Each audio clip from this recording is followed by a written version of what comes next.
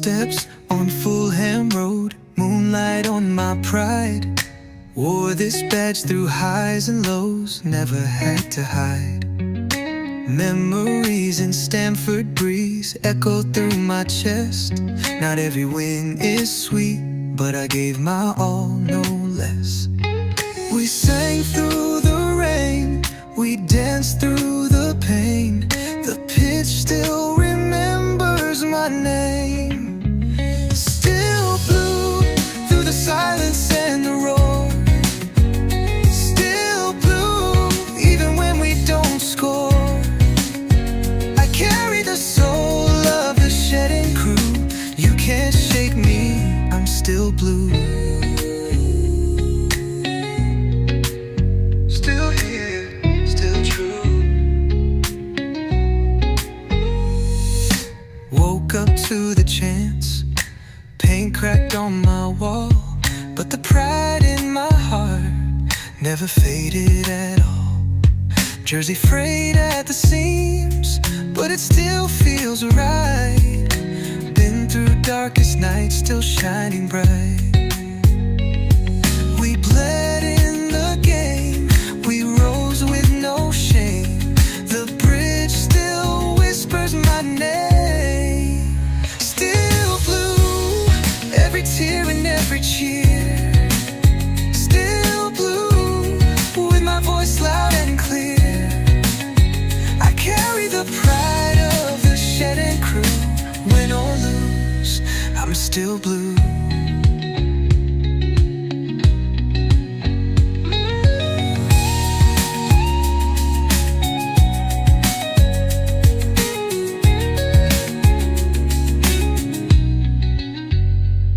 From Drogba's fire to Ritz's run, we stood tall under every sun.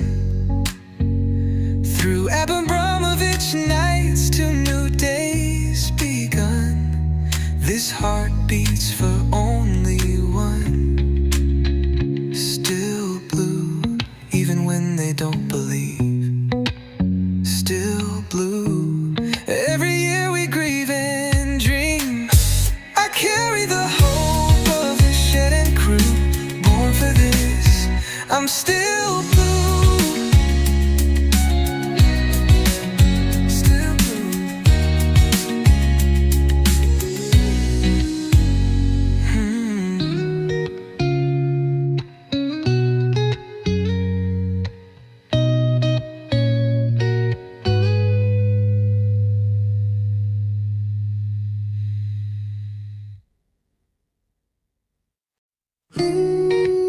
Still blue.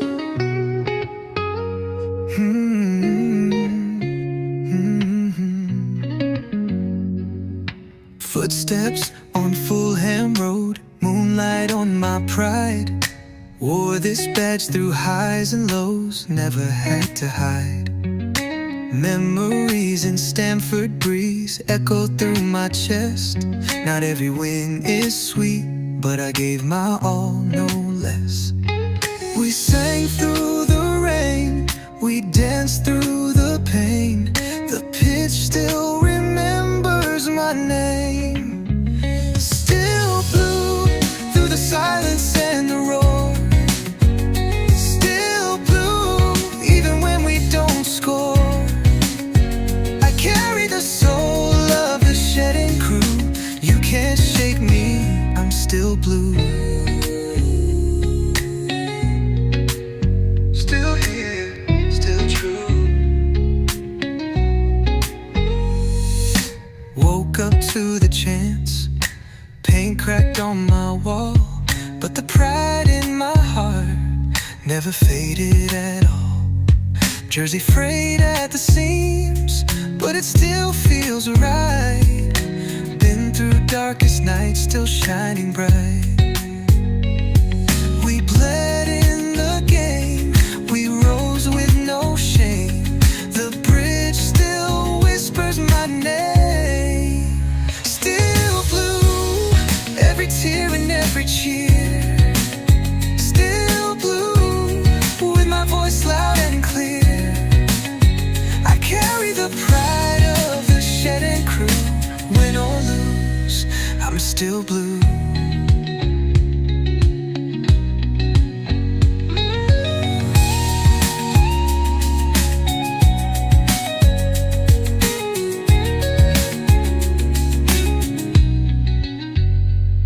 From Drogba's fire to Ritz's run, we stood tall under every sun.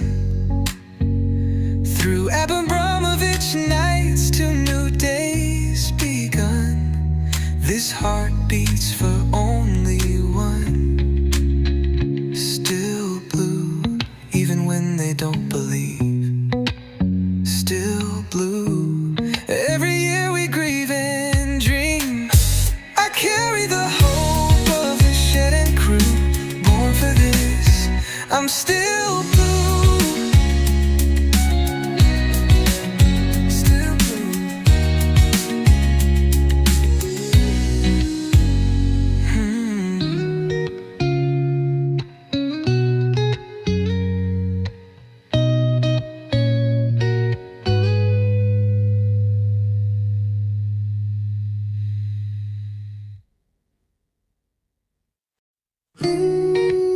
Still blue.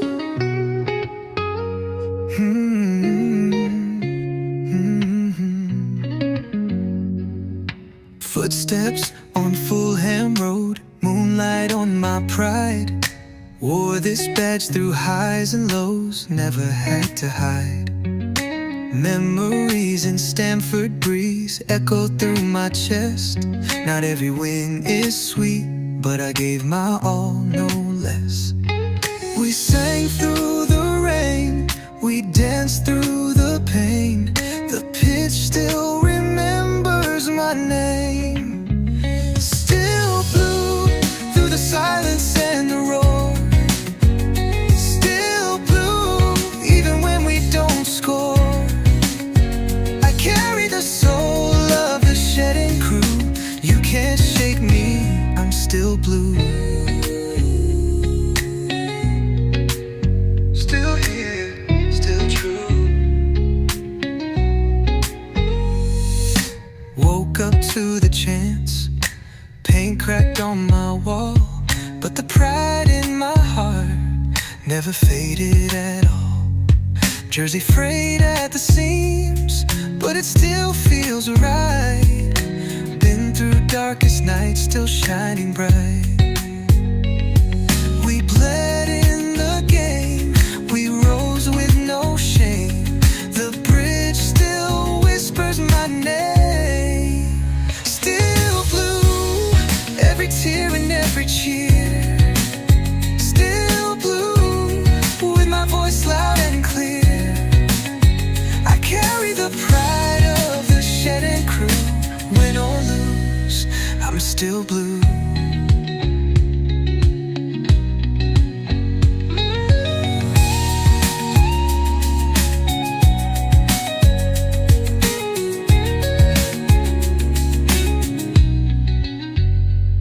From Drogba's fire to Ritz's run, we stood tall under every sun. Through Abramovich nights to new days begun, this heart beats for only one. Still blue, even when they don't believe.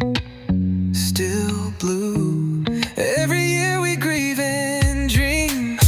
I carry the hope of the shed and crew, born for this, I'm still blue.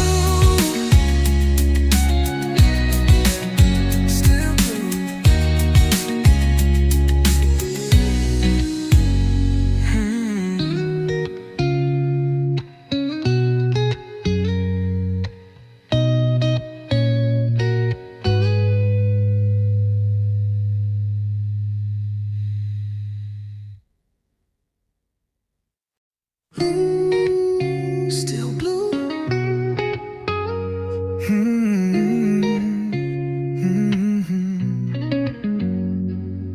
Footsteps on Fulham Road, moonlight on my pride. Wore this badge through highs and lows, never had to hide. Memories in Stamford breeze echo through my chest. Not every win is sweet, but I gave my all, no less.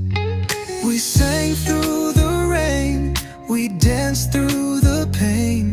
The pitch still remembers my name. Still blue through the silence and the roar. Still blue even when we don't score.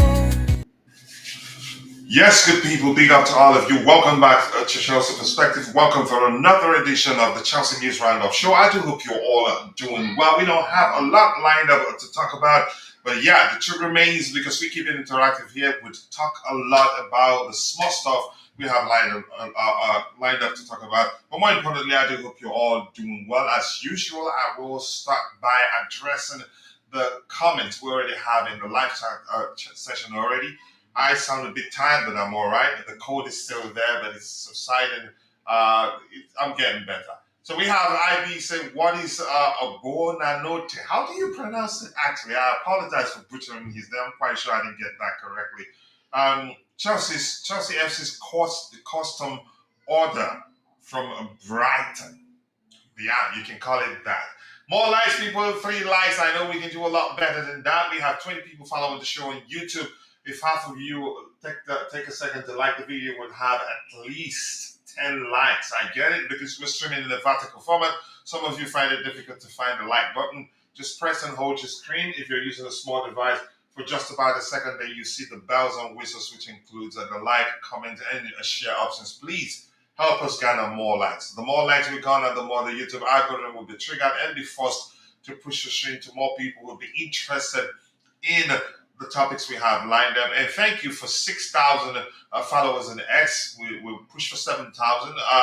But more importantly, my sister is here. Wendy CFC reposted this stream. Tomorrow, we have a post-game show.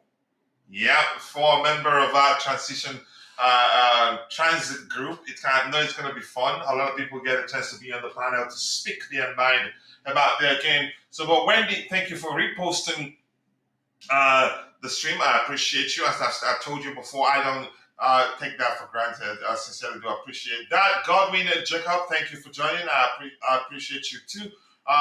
Joaquin, or is it Joaquin? Knock, thank you for joining. Hi to you too. Okay, yes, nice to hear that you are fine. Without wasting much of your time, we will start addressing the items we have lined up. But please, yes, we still do beg for likes.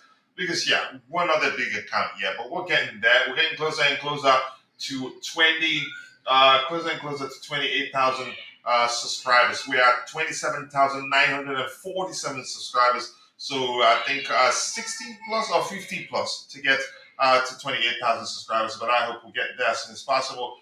So I cannot wait to hear Dante tell us about how much he's been following Buonanotte. How do you pronounce his last name? Since he was a kid. Here's the thing. Dante do follow players a lot, more than I do. That's why he's able to analyze the player profiles. Honestly, I knew nothing about this guy until today. I get it. I've watched him play against Chelsea and probably didn't take him seriously. Yeah. But that's, by the way, I just want to learn how to pronounce his last name and pronounce it correctly. So let's see. The poll that asks the question, Chelsea have signed Facundo. Well, let me just go Facundo on loan from Brighton. What do you think of this move? So far, 43% says excited to see him play. 29% says depth, but not a game changer. The other 29% says a waste of time. He won't add much. 0% says let's wait and see before judging. So, but if you're in the chat, let's hear your thoughts on the signing. It's a custom product we ordered from Brighton. Custom product in the sense that because he's coming alone to Chelsea, we probably felt like, we're not just gonna give him game time and help. You can say bring him up, nourish him, or maybe polish him, make him a better player, and then you just take him. So there's an agreement that says if in the future, if it's good enough for us, if they want to sell him, if you match the offer, the first offer, then he's that player. So that's why I said, yeah, a custom order that Chelsea placed with Brighton. All right, he says, Coach, even but the notice about this, you're going to the H negative place, and I'm serious. Look at the side of things you're saying. You are definitely going to the H negative place. For me, I want to go to the H positive place, and I'm serious about that. I don't know about you, but yeah, honestly, I don't know any much about. I'm serious. No kidding right there. But if you guys, if you're there and you have anything to say, go ahead. I'm listening. What do you have to say about that? But Fadiho, thank you so much for finding time to join the panel. I do hope you're doing well. How are you doing today? I'm good, Coachila. Yourself? I can't complain. I'm happy. Except for I'm not one of those freaking out because yeah, we didn't that, which in the morning we had a therapy session. I told people, listen, we didn't we didn't even place a beat, which means something happened.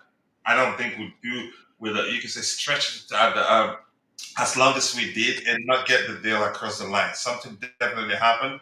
We have an issue already with what's his name, UEFA and all that. But I don't think it's a financial reason. I'm not sure what's happening.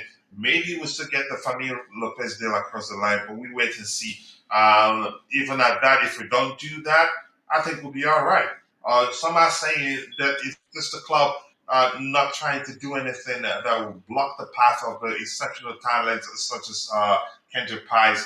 I don't know, but Coachila, I think Chelsea fans, I'll use myself an example mm, because sometimes if these guys are doing something and you criticize them for doing the wrong thing, they can prove you wrong. And time and again, they've proven that they know whatever they are doing. And honestly, if Simons, I believe we really needed to buy him. By now, he would have been Chelsea player. Let's remember Kudus' situation. I think 2 seasons ago, everybody thought Kudus was joining us, but instead we went in for Cole Palmer. And let's look at what has yielded from that particular signing. I and don't that's think not to say Kopama is a bad player. Yeah, and I don't think people know Buonanotte, but if you remember Leicester City's um coming back, I think last 2 seasons or last season they were no last 2 seasons they came and they went back to championship, and he was part of the squad. I really watched that dude, and I don't think he's a bad player. People should just exercise patience. Let him join first. Let's see how he's going to perform around good players in our team. He was playing with Leicester City, but from what I saw, because of the Ghanaian internationals, I used to watch them a lot, and he's not a bad Yeah, player. yeah, I did follow them too. We had about four West African players there. Exactly. And the guy was really doing good. And I was asking myself, who is this guy? I didn't even know he has previously even played for Brighton. And he came to Stamford Bridge to, I think, score us or so. So I think everybody should just look at the positive aspect of this. I mean, Simons is a very good player. Xavi Simons is a good player, but I don't think going to Tottenham will be any big deal. We can survive without him because the way we are building our team, whoever comes in is going to blend in very well. And people should just exercise patience. Let the guy comes in, let him play his first game before they can make any comment, because I've seen a lot of negative stuff going on with the last 2 signings we are about to go in for. People are blaming Garnacho, or they are talking so bad about the guy, about his character, about so many things. Look, if you love Chelsea and the guy is coming to Chelsea, just support him. We all want to see him succeed. You don't have to be making negative comments about him, because if you are a player and you go to social media or you go to YouTube and you hear your own fans, the fans that you are going to come play for, are talking so bad about you, psychologically, it can affect you. So people should just, because if you look at the Manchester United team for the past 3 seasons, even good players are performing so bad in that particular football club. So Garnacho coming in and people thinking that he is a bad player, I find it to be very, very interesting because he could come in and honestly he could just perform so good with our team. So let's take the positive aspect of this signing. I don't think the owners or the directors are making a mistake. We all have to give them the benefit of the doubt.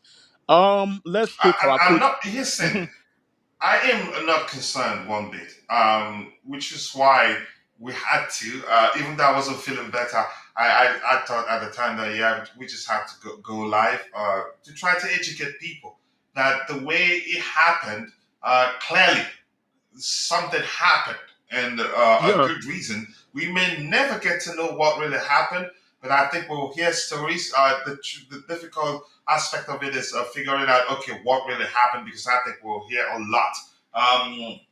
But let's see what happens. The transfer window isn't shut yet, and we've heard that we could still pull off the Fermin Lopez to Chelsea deal. Even if we don't sign them, if we can get the CB, I'll be fine. But let's see what the club does. We still have, is it few hours or 2 days more? How many days left? I'm not up to sure. Monday. We have up to Monday midnight, I guess, to Exactly. go. So that's a bit of time to figure out what to do. Yeah, but I think probably maybe Leipzig Just go ahead, wanted. keep speaking. Give me 1 second. Keep speaking. Sure, Coachila.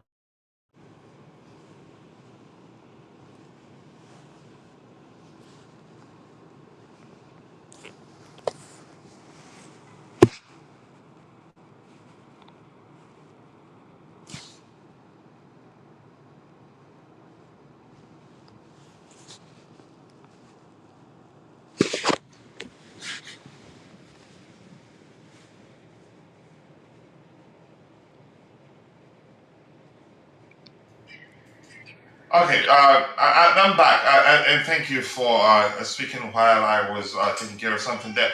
And Baby Siaka says, greeting to you all. Chelsea Football Club fans, it seems, okay, was not a priority.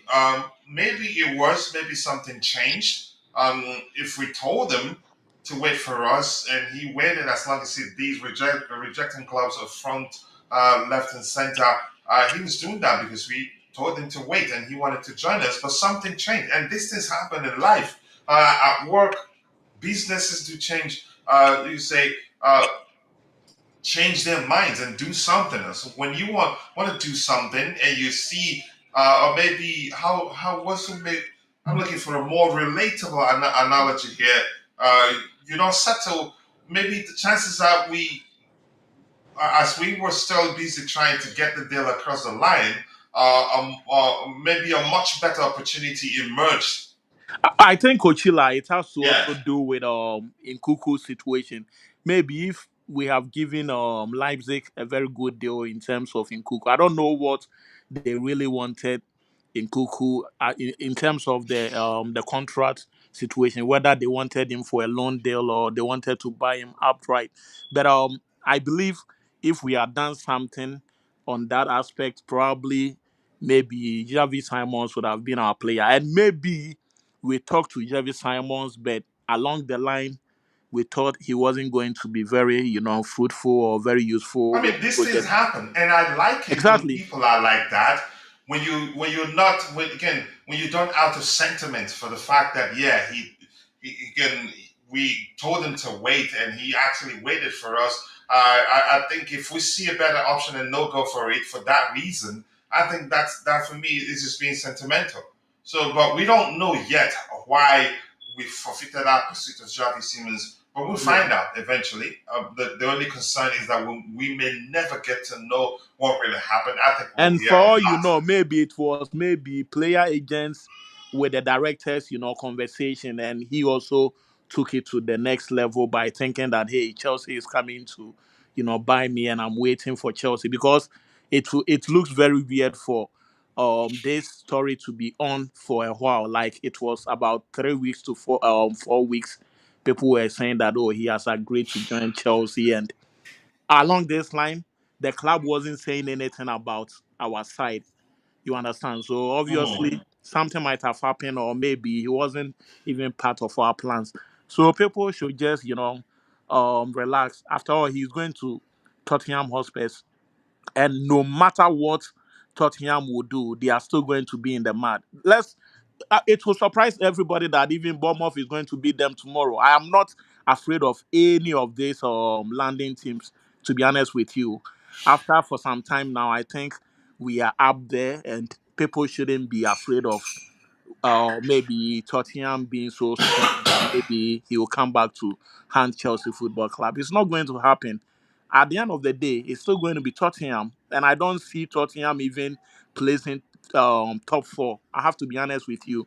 If you talk about top four, there is no way Tottenham is going to even be part of top four, and people should just relax. After all, he's going to Tottenham, so I don't see anything, you know so interesting about him going to Tottenham. As a matter of fact, he might even fail in Tottenham. People are saying, oh, Kudus is there. They've strengthened their squad. If maybe Gibbs was also going to join, then you would be like, hey, at least it's more stronger, team. But him and Kudus can't make the difference. I have to be honest with you. And I still believe that whatever we have right now, we also have our boy Estavao. He has proven that he can survive in the Premier League. We also have Gittins. We have João Pedro, who is up and kicking. We have a whole lot of players.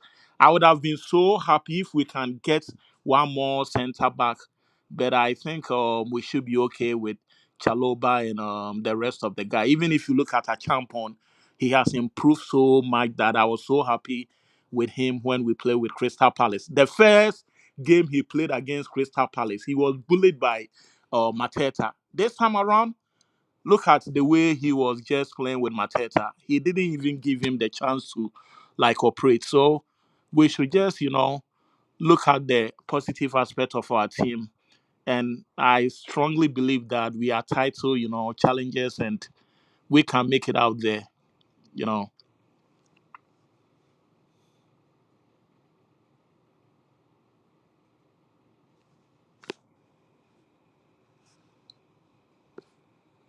Hello, Coachila.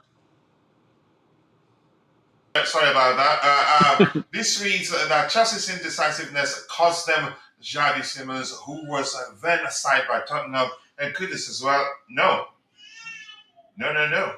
If we wanted Kudus, I think we'd get the deal across the line. If Yeah. we really wanted Xavi Simons, I think he'd be a Chelsea player right now. I disagree. This wasn't a hijack. And to give you a clear picture, maybe that will help you understand that, yeah, we weren't that serious. We did not even submit a formal bid. Coachila, even Mhm. what would have been a hijack was Go ahead, go ahead. what would have been a hijack was Simmons was doing medicals at Cobham. Then all of a sudden we hear that he has gone to Tottenham to sign for Tottenham. That would have been a hijack. Nothing shows that we even started any negotiations. So if the guy is going to Tottenham, why not?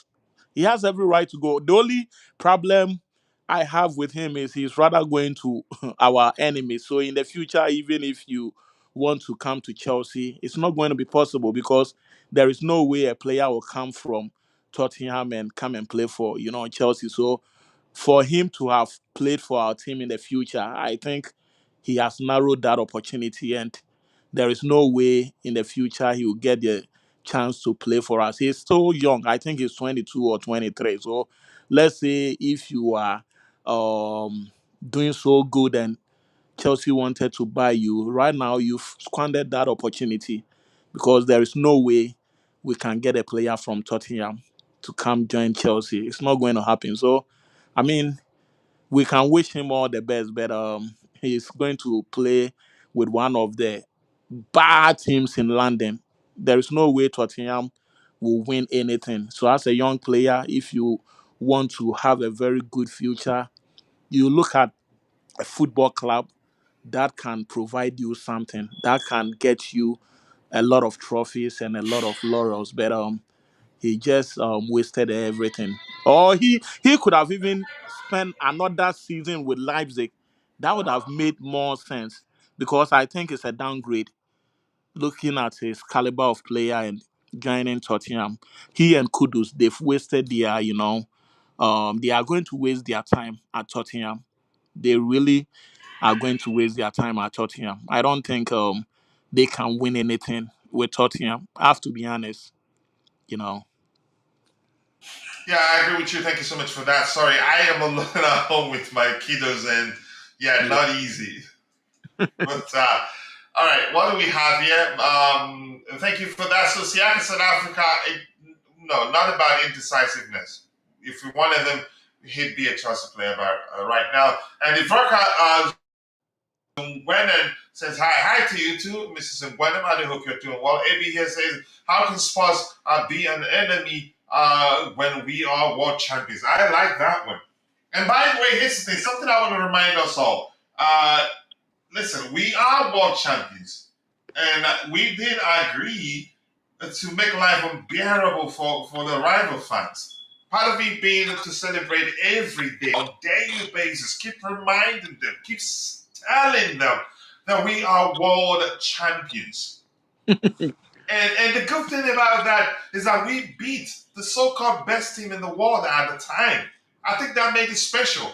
Had we met a team like Palmeiras or any of the Brazilian teams, or maybe Benfica in the final and beat them, they'd still be going about saying, yeah, they had it easy. Mm. But yeah, as God may have it, in the final, it was us against the so-called best team in the world that nobody gave us a chance. Yep. And we beat them convincingly. It wasn't even close. So yeah, I agree with you. Keep celebrating. Never stop celebrating. 3 years and some months to go still. A long way, but don't get tired. Go ahead, Banfo, if you have anything to add to that before we start addressing the other items you have lined up here. Yeah, so looking at what is going on right now and looking at all the teams we have in the Premier League, as I told you, if you should I should come up with my top four teams, it's definitely going to be Liverpool, Chelsea, Arsenal, and probably Man City. These are my top four. As to whether we can win the league, if you ask me, I will say we have 80% chances of winning the champion, the EPL, because the only team that looks a bit stronger is Liverpool, but they are beatable. Like if you look at them this season, they've added some new players, and I guess how they were sharp before might not be the same because bringing in new players from a different league, obviously there is going to be some few, retrogression until you pick up your form. So if we should be able to combat with the top four teams and we are able to accumulate a lot of points from them, obviously there is no way we cannot win the league. We should be rather careful with the mid teams and those who are below maybe the mid area, the Mhm. likes of Leeds and all those teams. We have to be very careful because if they decided to pack the bus, that is when we normally have issues. But apart from that, any team that want to stand toe to toe with us, I've said it and I'm going to say it. There is no way they're going to survive. So let's hope for the better. I still believe that we have the opportunity to win the league, and even with the Champions League, we still have the opportunity to win the Champions League. I'm very, very, very, very optimistic that. Here's the thing. I'm just going to stay quiet. I just want everybody to see us as underdogs, and I'm going to leave it at that. Oh Um, no, Coachila, underdogs is not good. no, Let's. I like underdogs mentality. I Why mean, are you that afraid? lessens the pressure That on means us. uh, uh, if you are trying to be underdogs, everybody will I'm come not and saying we disrespect should you. be. I know. Right now we're not. I'd say we're not. I like it if they don't give us a chance. Let me just stick with that. Honestly, Mm. we're better off that way. The I pressure. want me honestly. I I don't want want the teams to added know that we are pressure. the Go world ahead. champions. I honestly want the teams to know that we are world champions. We have added some quality players into our squad, and we are very ruthless. I want those teams to get that. I don't want any team to feel like, oh, Chelsea is a crap team. We can still beat them. No, I want them to remember what we did to PSG so that we can win some of these matches.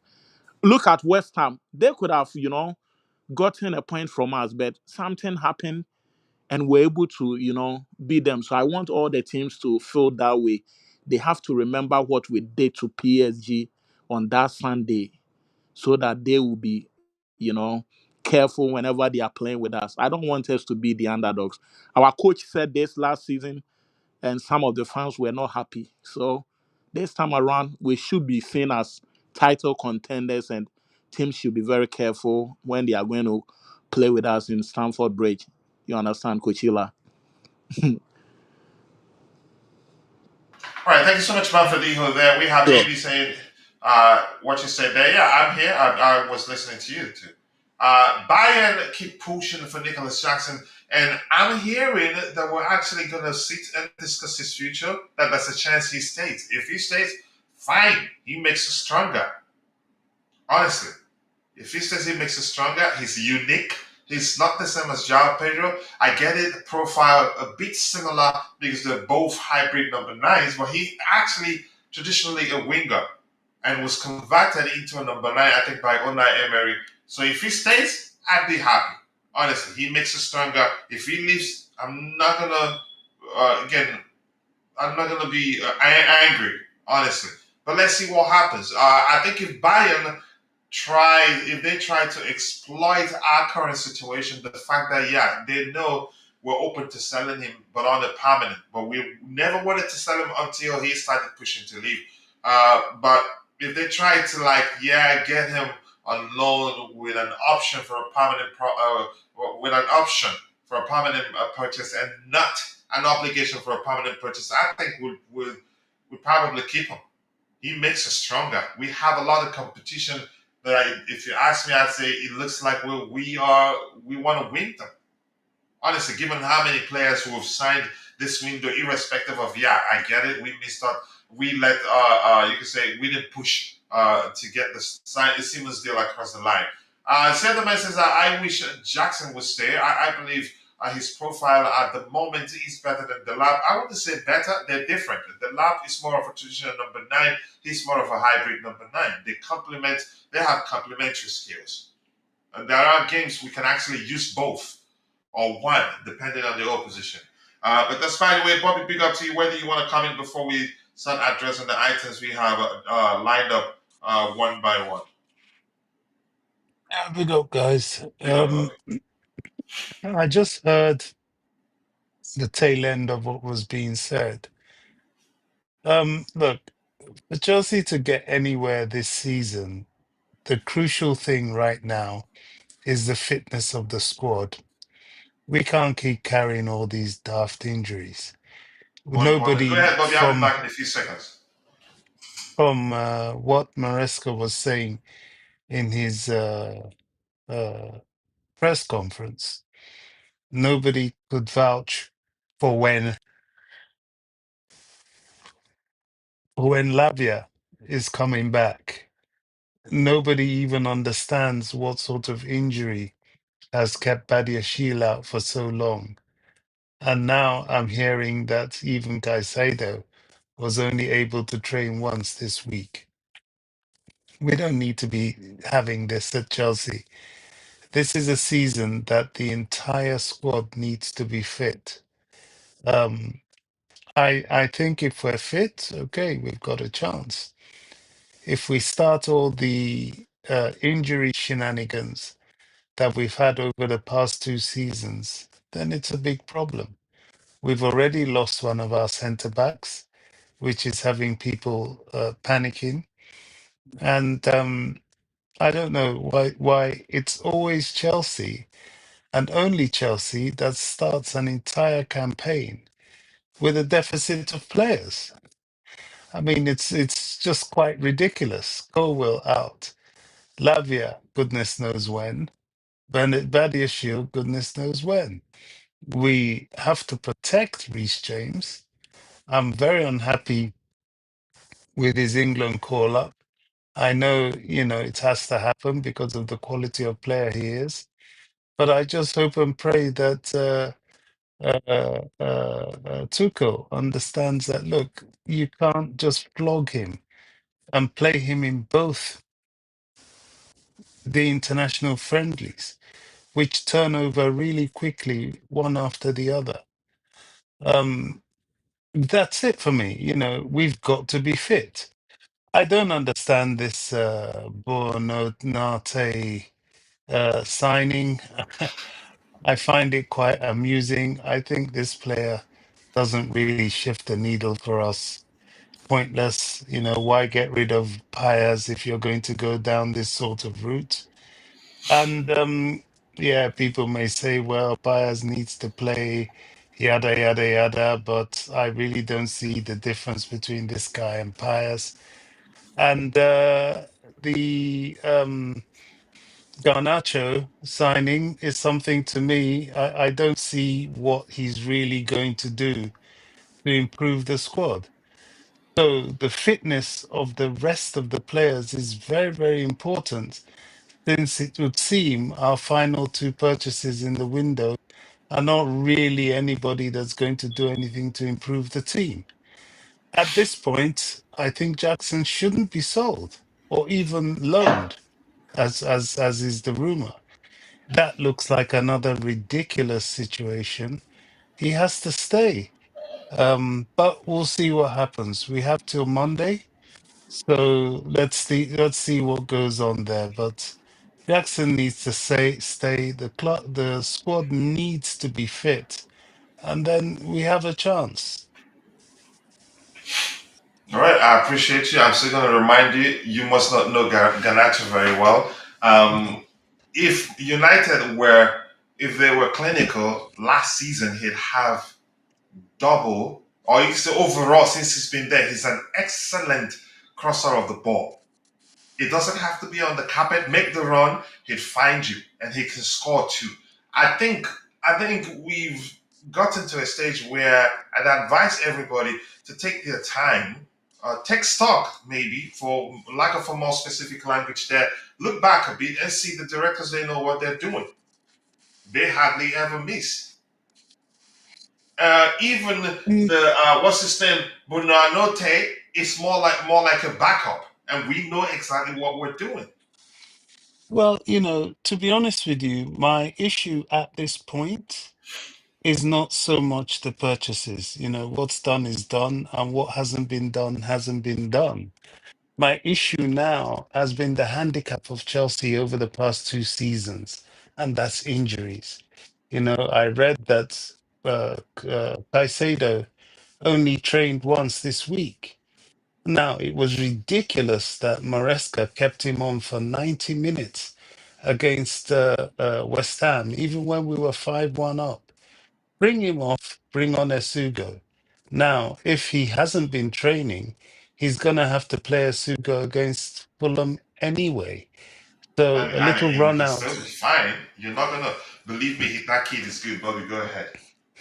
Well, a little run out would have helped him at least to stretch his leg in the Premier League before going into battle for a full course meal. Um, we are where we are, but it still remains. Keeping fitness is a huge thing. Only Chelsea, you find, has already lost one centre back before a ball was kicked this season. Then we've still got two key, well, at least one of the two key players out in Lavia and Badiashile for who knows when or how long it will take them to come back. This is not a way to produce a successful season. It's not the way at all. We can't keep doing this. We have to have our squad fit. Look at Arsenal, look at Liverpool, look at Man City. They don't talk about this rubbish. They don't start talking about this till well into the next year, having players out injured They have two willy-nilly like already. that. They have two Who? in that Who? last game. Odegaard Well, out. I'm not sure how Saka, long, but I that's understand where you're that's coming from. I'm just that's I'm just telling you, so but you know. but it's rare for them. It's very rare for them. Whereas for us, it's been very consistent. look, keep this team fit, and we can do things. But we start having these silly, consistent injuries, and then it's a problem. These last two signings, I don't understand them. Buonanotte backup, well, okay, fine. But backups at Chelsea tend to play. We don't have backups for backup's sake. They tend to play. We have no Cole Palmer against Fulham either. I don't think if we have any sense, Cole Palmer will be back until after the international break. So, where are we with backup? Backup isn't really a story at Chelsea. Every player in the squad is going to be playing and is going to have rotation. So Buonanotte, whatever his name is, I'm not convinced. Garnacho, as I've said, I'm not convinced. He's not never done. I'll tell you one thing, right? Of all the players we've purchased, Liam Delap, yes, he's caught my notice, not least to say because of the goal he scored against us at Ipswich. And his overall play, every time you watched Ipswich, it was usually zeroed in to what he was doing for the team. João Pedro, I remember him from way back at Watford.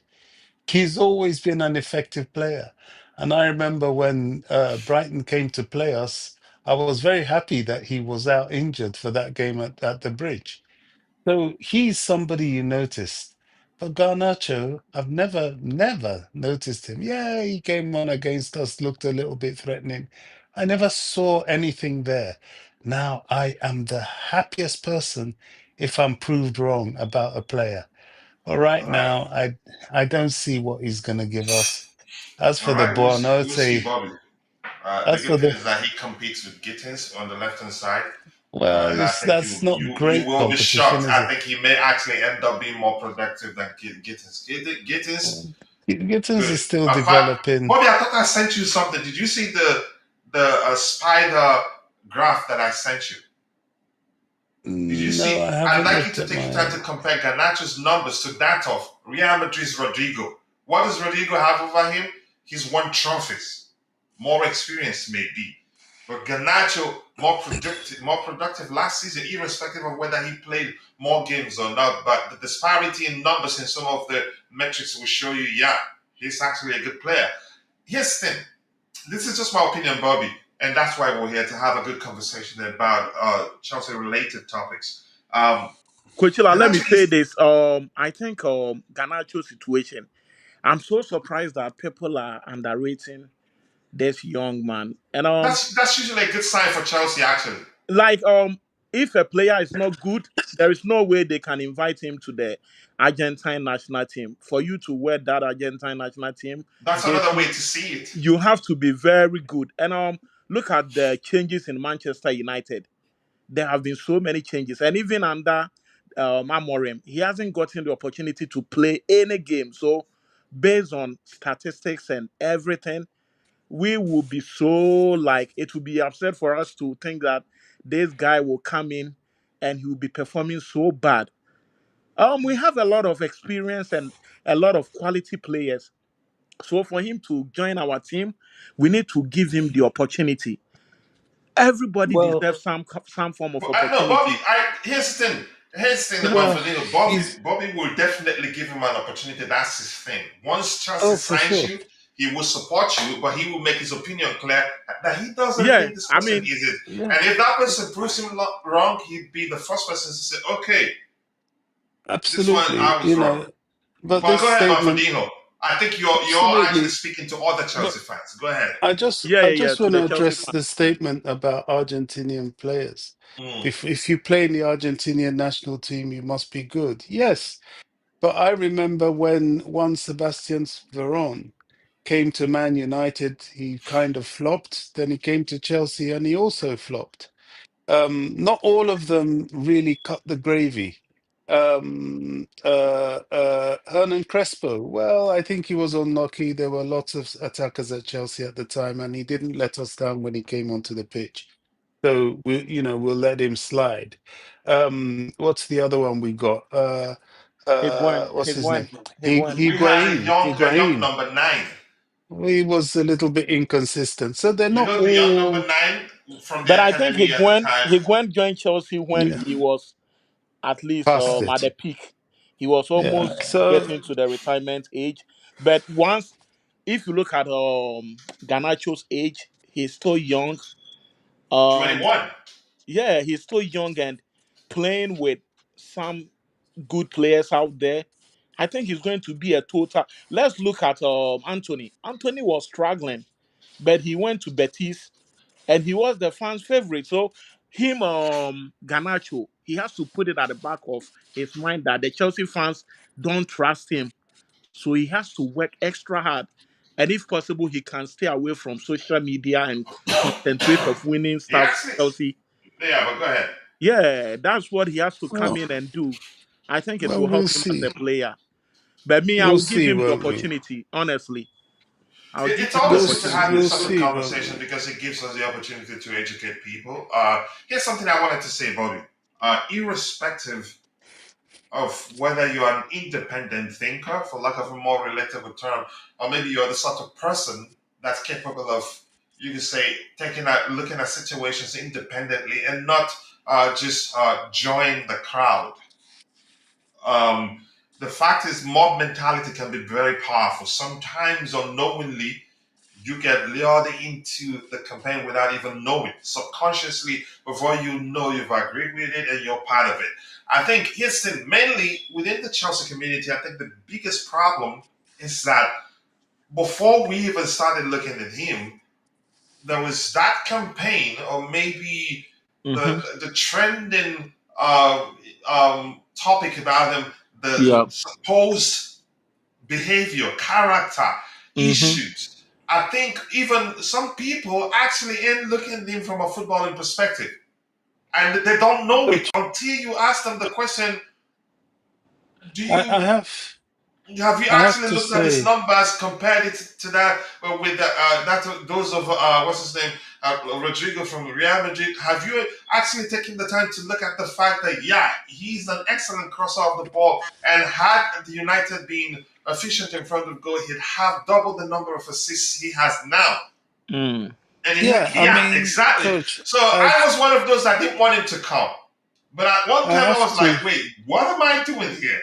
Which is natural. So, as I said, mob mentality can be very powerful. it is, Irrespective of but whether you're an I've independent thinker, explained sometimes you can actually succumb to it. But go ahead, Bobby. it is, but I've explained the position I've taken and the reasons behind it. I didn't look at stats, but you know what? I don't go by stats all the time. I really do think the optics for me does it. I remember when the rumors were out about João Pedro, there were numerous Chelsea fans saying, "No, we don't need this guy. Mm-hmm. Oh, he's this, that, and the other." I was the total opposite. I was that is exactly the guy we need because I know João Pedro. I knew what he did at Watford. I A saw lot him didn't want him, yeah. what he did at Brighton. He's an excellent player. I just come out and say that Garnacho never caught my eye. And if you don't And catch it my does eye, happen. there's a reason for that. Yeah, it happens. Which usually means you're not really that good. I mean, in However, most it may not cases, it yeah. may not mean In that. most cases. Yeah, it may not mean that. It might also mean that I'm so disgusted with Man United that I don't really watch them for long anyway. So I'm Okay, I'm so I'm that's waiting another to way. So see. you don't watch them for long. Yeah, so Okay. I'm waiting to see what happens with this one because Honestly, a he lot might of turn out to be the best signing for this particular, Yep. transfer Yep. window. I'm And telling I you. hope so. I hope so. But go ahead, Bobby. well, this is what they say. I don't I wait, I have to be convinced. For me, apart from my religious beliefs, I have to see to believe rather than believe to see. I save that for Jesus. Yeah, that's really good. So honestly, but I understand your point. What do we have here? And this guy here, who is he? Coach, these directors are testing my blood pressure. Look at you, as young as you are. But his thing, Kishan, I don't like you. Don't comment here. Just go away. Okay? Don't come back again. No, but Kishan, I don't think they've done anything wrong. But the fans were enraged, and I don't blame them. That's part of being a fan. Sometimes you don't care what happened, what led to the club missing out on a particular player that you want them to sign, or what led to the club forfeiting their pursuit of a particular player. That can enrage the fan base, and it's understandable. But sometimes we have to learn, you can sort of find a way to educate the fans to think objectively. Not everybody understood that, yeah, there's definitely a reason why, even after we had them waiting for us for 1,000 years, we did not even submit an official bid. And there are lots of things that happened that if you take your time to look at it, you'd actually say, yeah, what's going on here? For instance, nothing happened. Everything was all good. He rejected clubs. He was rejecting clubs left and right and center until the rumors about Chelsea's interest in what's his name, the Barcelona kid, Fermin Lopez, emerged. Then the next day, that was when we heard that Spurs are they're in the race to sign him, and probably Spurs heard that maybe that's an opportunity for them because he's a human being. Why are we looking at Fermin Lopez? That's just a theory. I'm not saying that was what happened.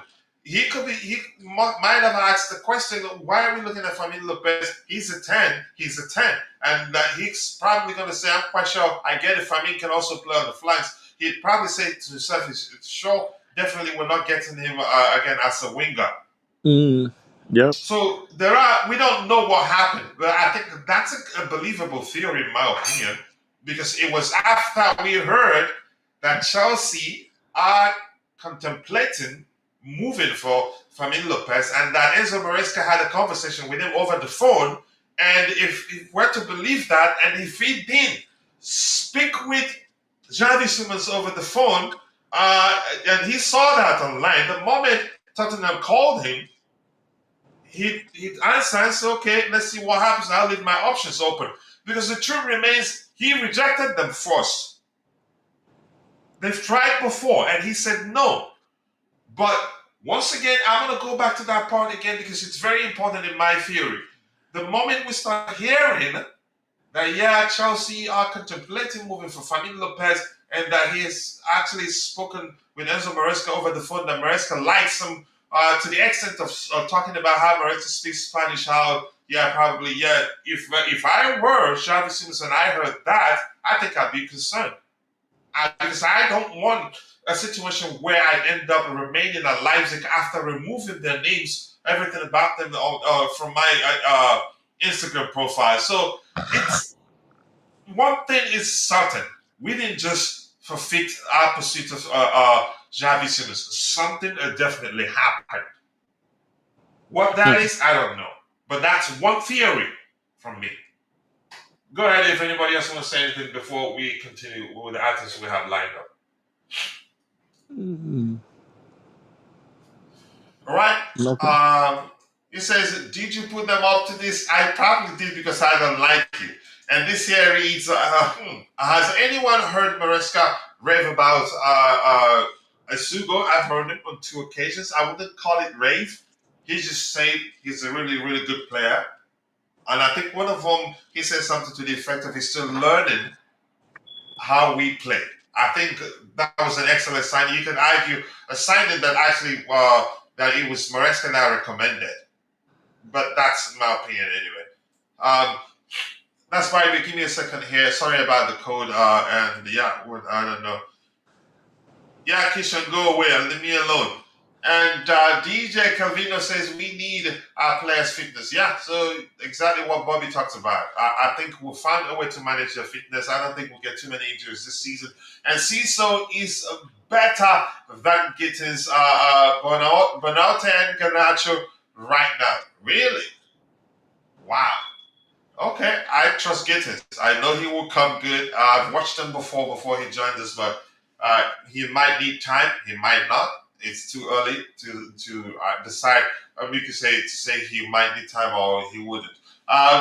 Let's remember CFC has to comply with UEFA rules and FIFA rules that there's not signing this place. I think it was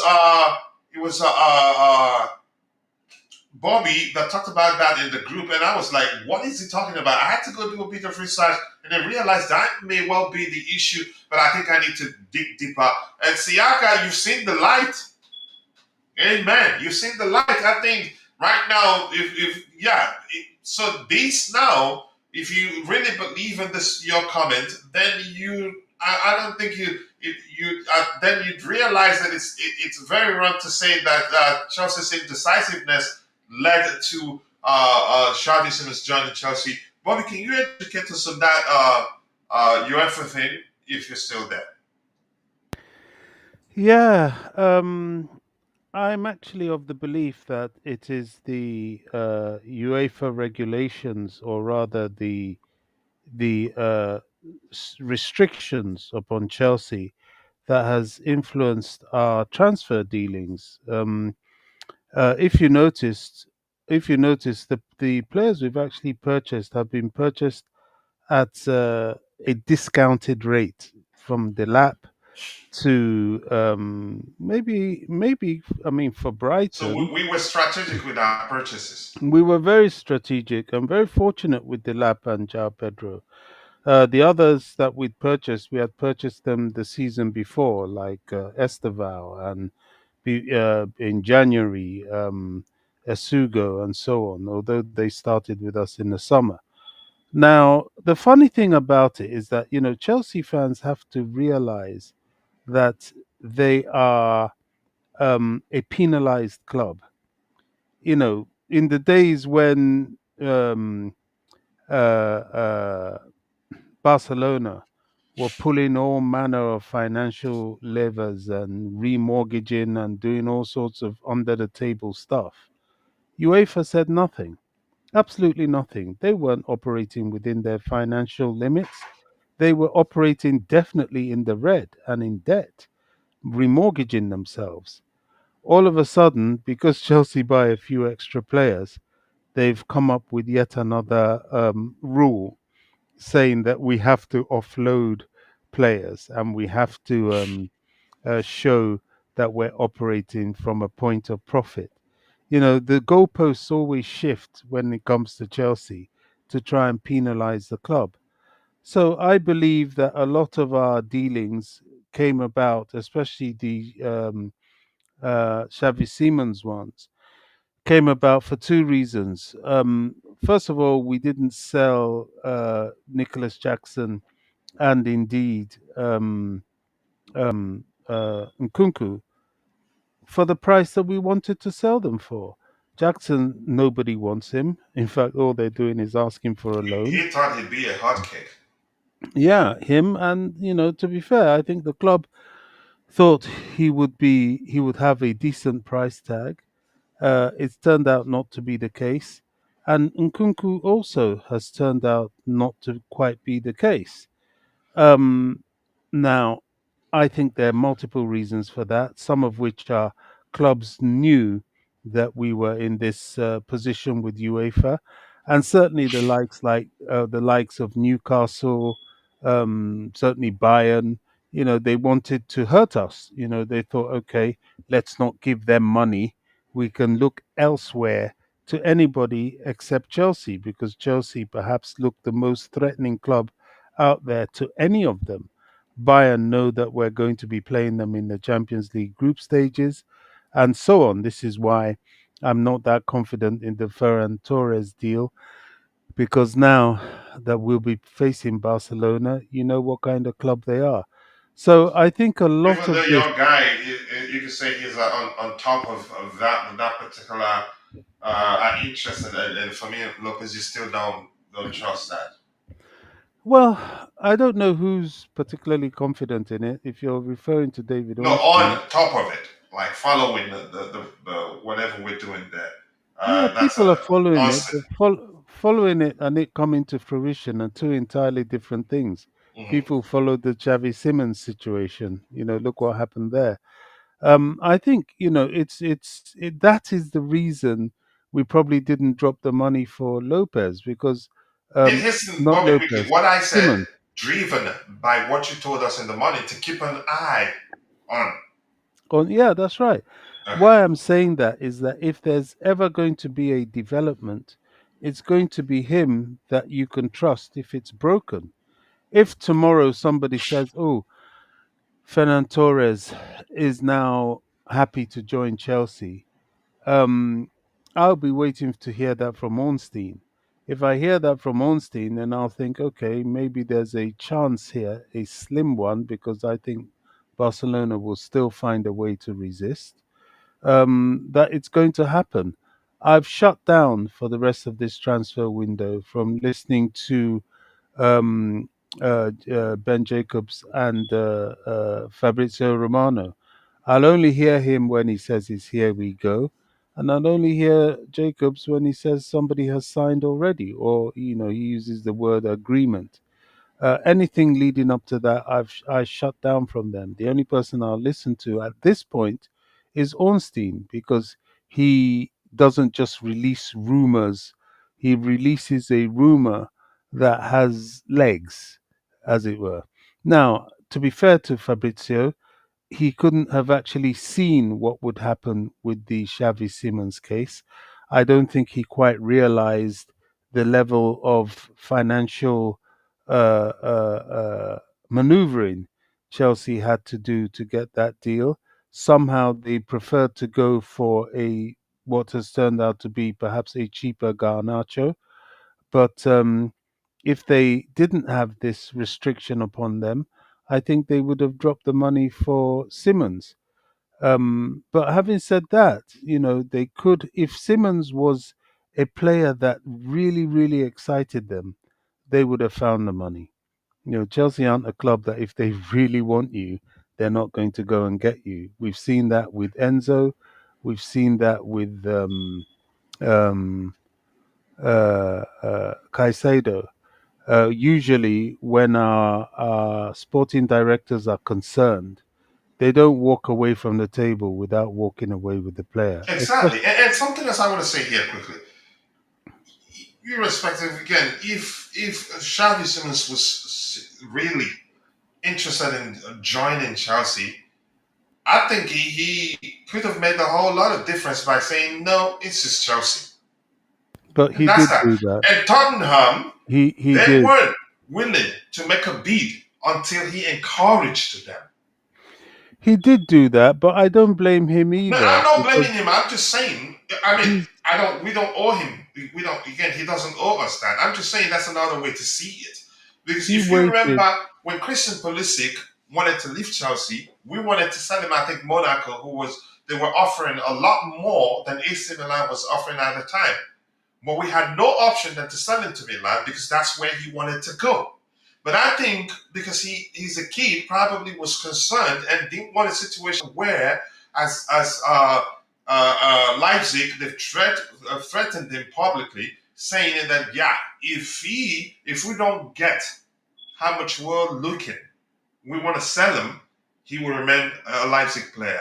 That for me, a kid like him, as inexperienced as he is in terms of life situations, he's an experienced footballer, but life situation is a different thing.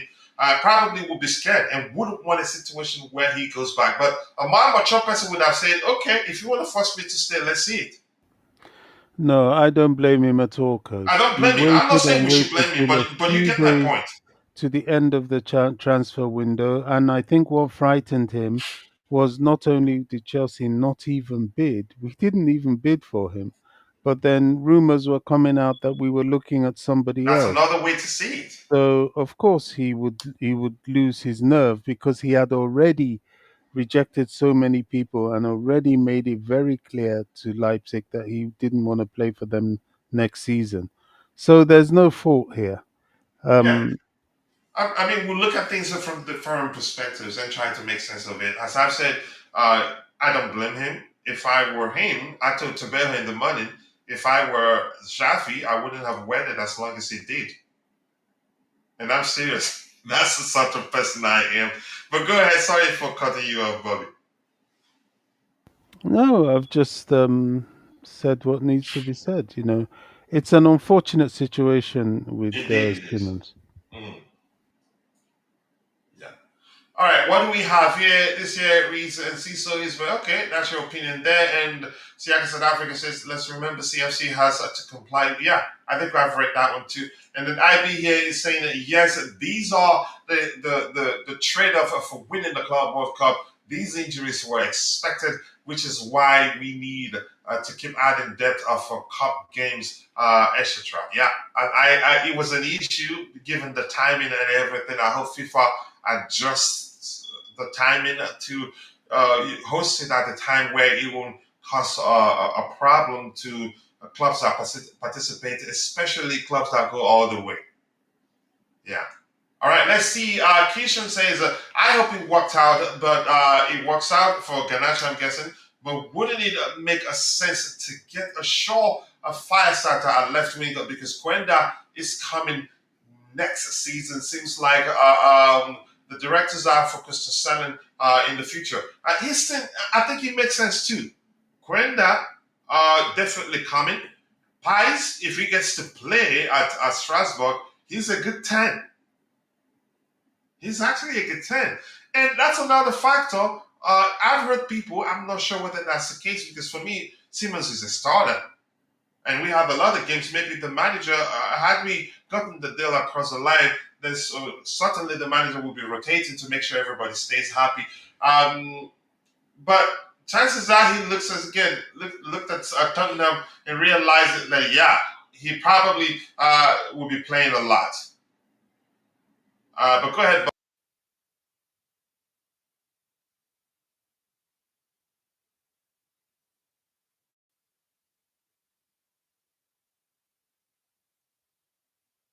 So it's a complicated situation. As I've said before, we will hear a lot and then we'll try to make sense of it. But one thing is certain we will never know what transpired.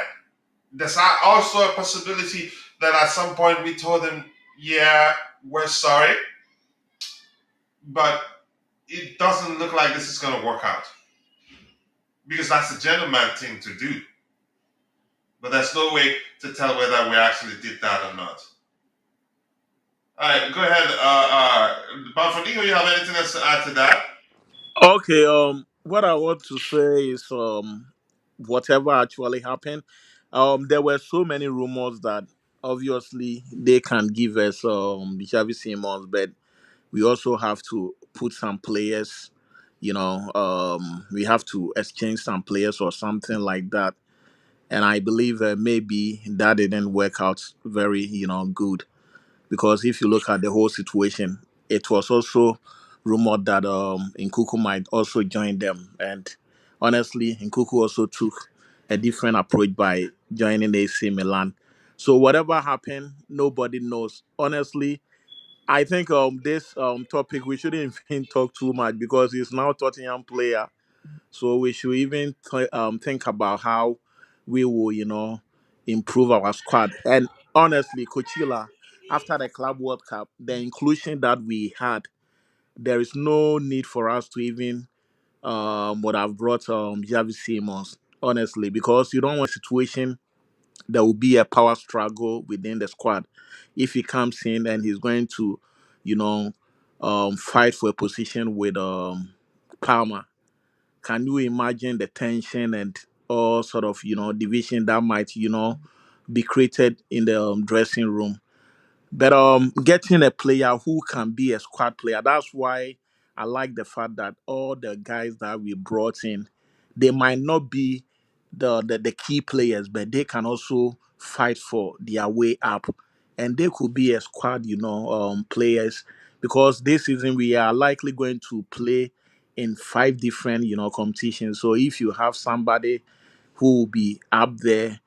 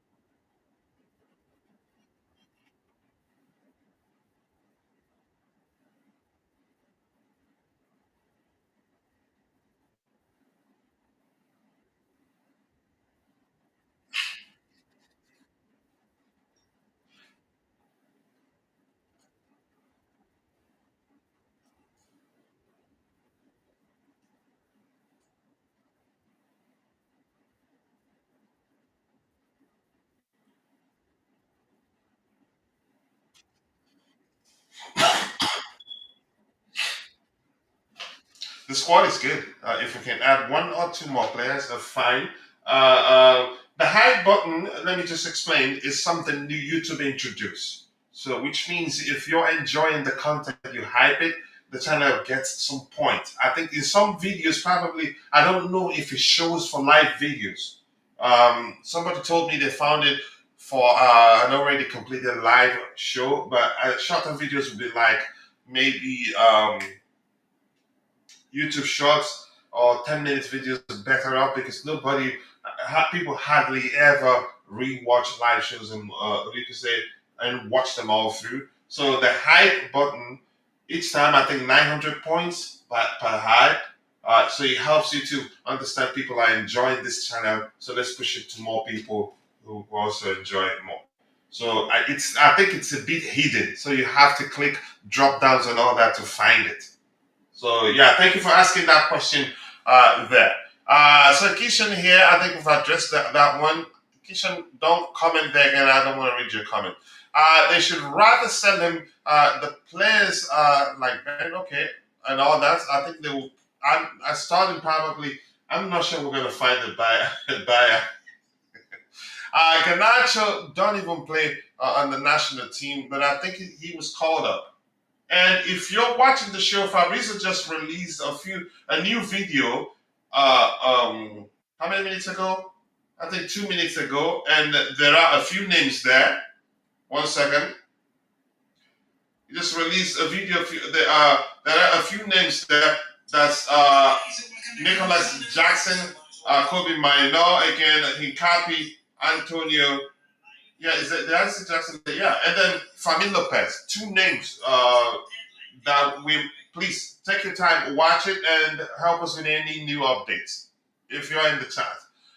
Probably we'll start seeing them on X. Yeah, let's see what else we have here. Sancho was struggling at United. Yeah, exactly. So it's something.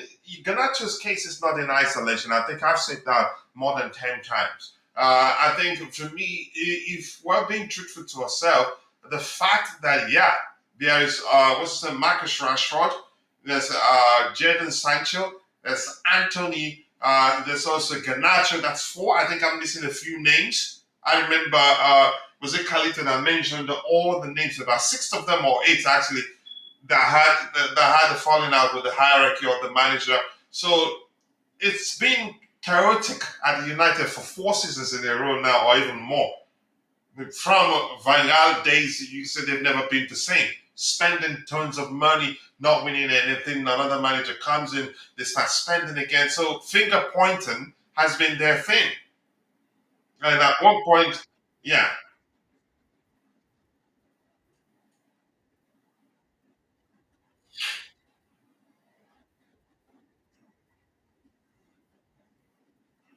you can say they weren't ready for his departure, right?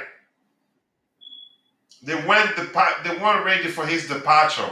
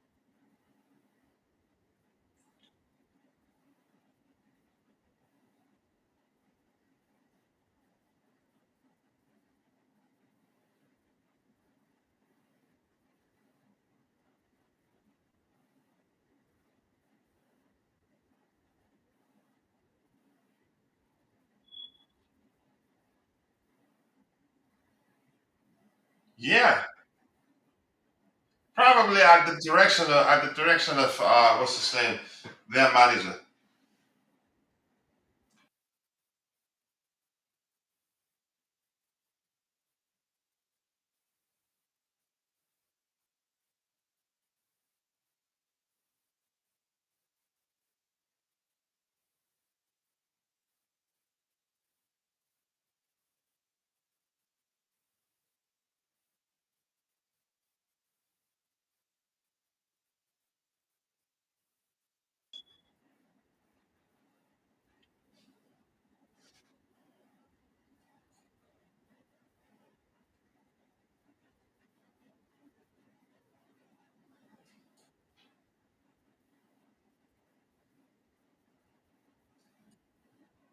He's on the verge of leaving. Actually, I think they're negotiating. Was it Napoli? I can't quite remember.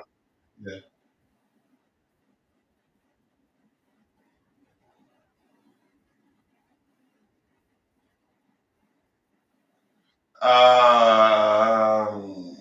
What's his name again?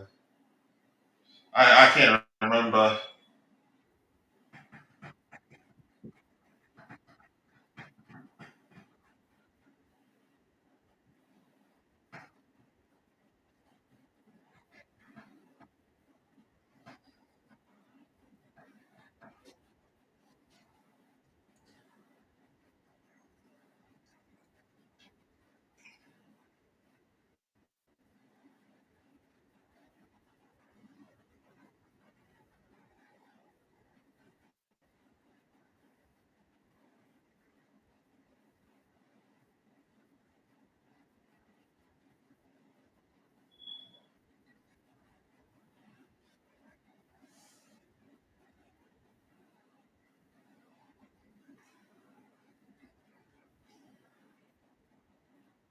Grimsby.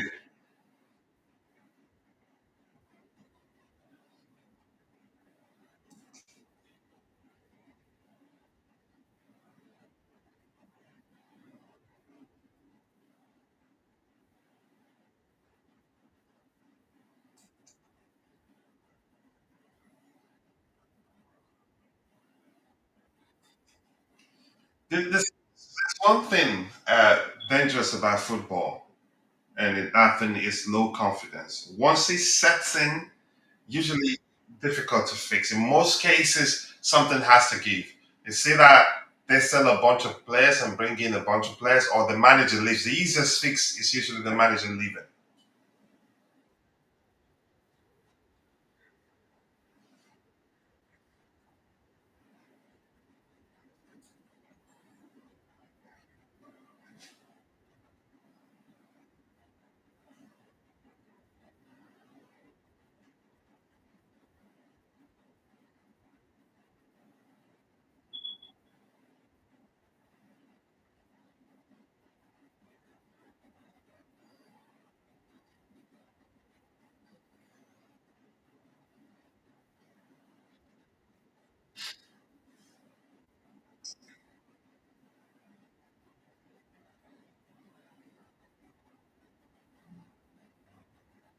Mhm. Yeah.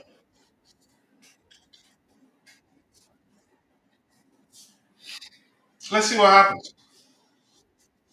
No, go ahead if we're still talking. Go ahead if you were still talking.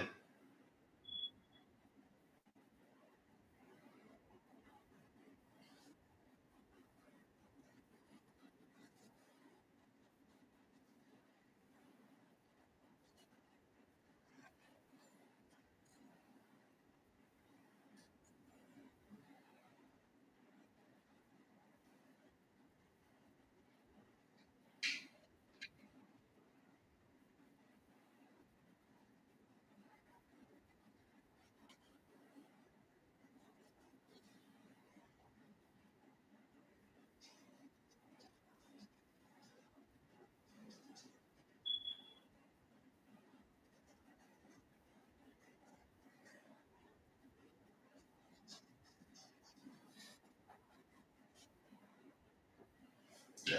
All right, let's see what else we have here. Sancho was struggling at United and struggled here too. I don't think he struggled at Chelsea. Games that he struggled are games that you can say where if you take the time to rewatch them, we didn't play well. But that's my opinion anyway. Higuain, that guy came in at least.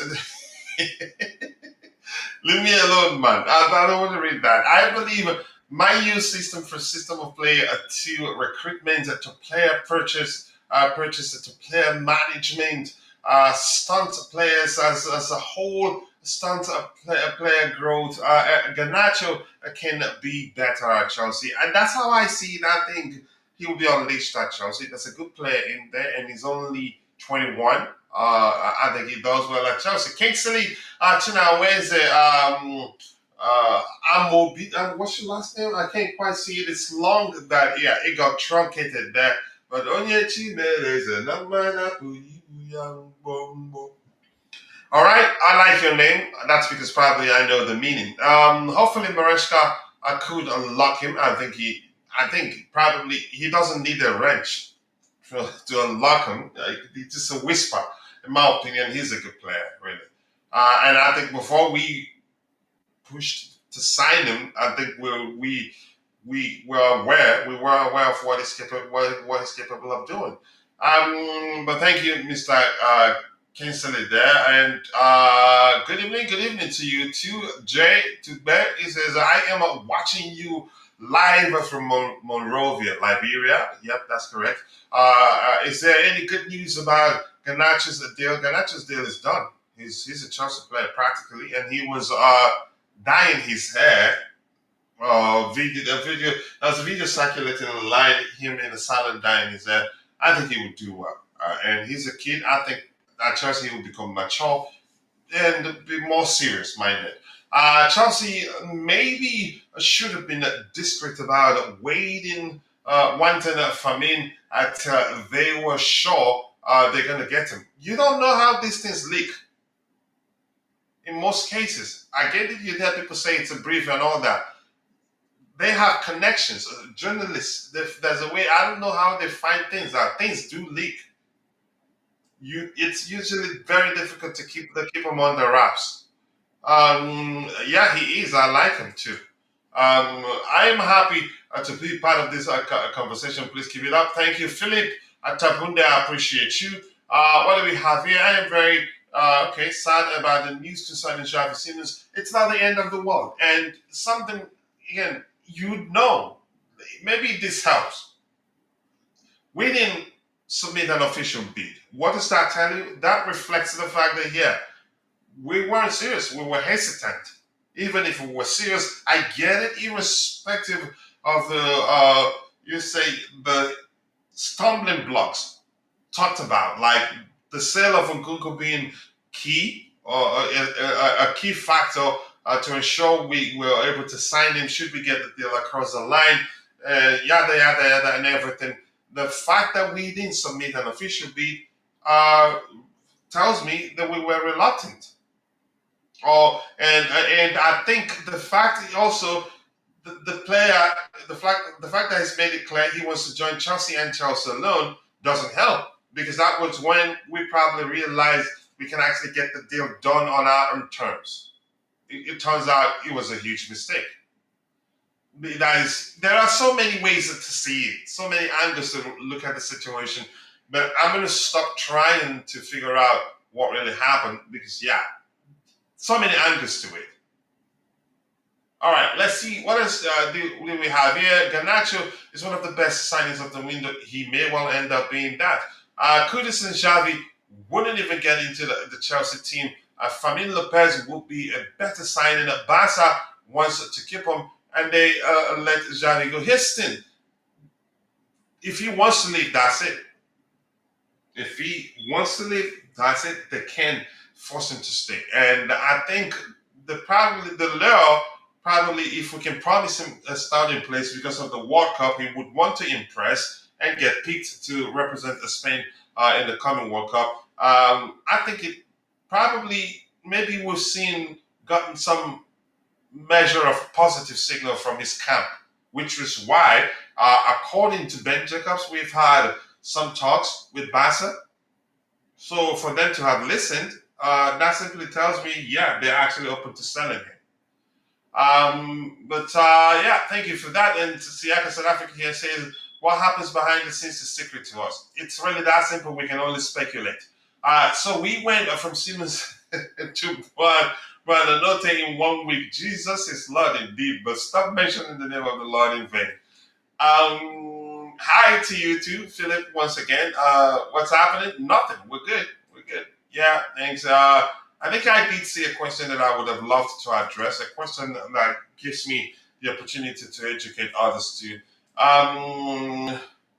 He says here, you're all overrating Xavi, overreacting. Xavi has never played in the Premier League, and you are acting like Chelsea's whole season depended on signing a Spurs third or fourth choice target.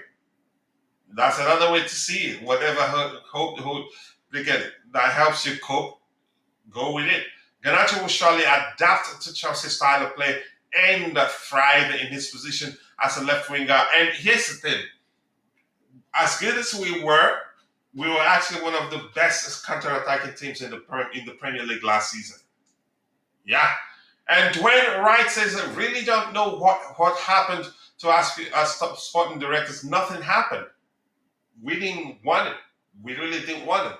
If we wanted them, or if the manager wanted him, he'd be a Chelsea player right now. It's really that simple. If he helps you, let me inform you, we did not even submit an official bid.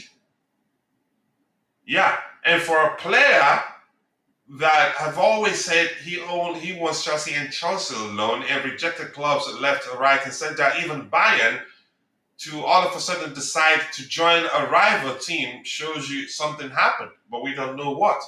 There are so many ways to look at it, and we've talked about a few here, but we're not going to go back to that. What do you think about Facundo's loan to Chelsea? Does he fit in Maresca's system? And what position can he play? I think he's able to play 10. I don't know him that well, honestly. But I trust the judgment of our directors. I know they call Lushala. Caro, nice to see you. I hope you're doing well. Thank you for finding your time to join the conversation.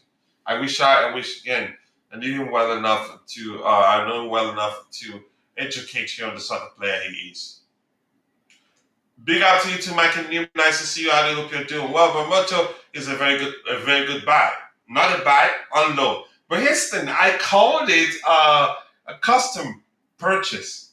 Why did I say that's the case? I think we probably realize, since they don't want to send them to us on a permanent, that it again, even whether we don't want to, you can say, polish him for them or not, chances are we'll have the need to field him, and then he gets to play, and then probably because he plays for Chelsea, his value goes up more than he would if he remained at Brighton. So now there's a clause on again. Is solid in a contract that something to the effect of, if any club wants to buy him, if we can match the offer, he'd be ours. So we just don't want to waste our resources, polish him for Brighton, and then not get anything in return. So, I mean, I'm okay with that deal. You never know, because from what I've seen, what I've heard, he's a good player. And Markin Neum confirms he's actually a good player, but not a prominent purchase. It's just a loan. And probably we just had to do it because we needed numbers or backups. Chelsea dragged the Xavi Simons deal to the bitter end. That's another way to see it, honestly. I really wanted to go for Kobe Minor. As much as I like him, it just wouldn't make sense. We have a Sugo, we have Andrea Santos, we have the general himself in Moses Caicedo, and we have the other one that went on loan to Strasbourg. What's his name? The one we signed from the French league also. So we have numbers in that department. It just wouldn't make sense. Coach, when are you doing the birthday shout outs again? Just asking for a friend. Okay. If that, what is your? I think we can. But then again, yeah.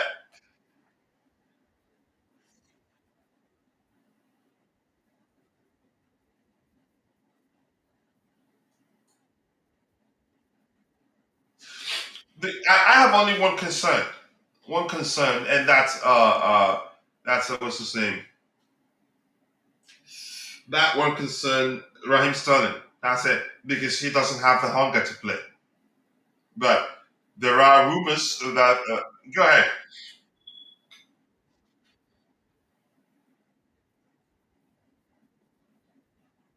There's interest in him actually. No, I don't think he gets to play.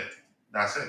I think we did realize the moment we hired the moment that Chelsea hired Maresca, then yeah, he was going to be surplus to requirement. Just his profile. We realized immediately, yeah, that's it.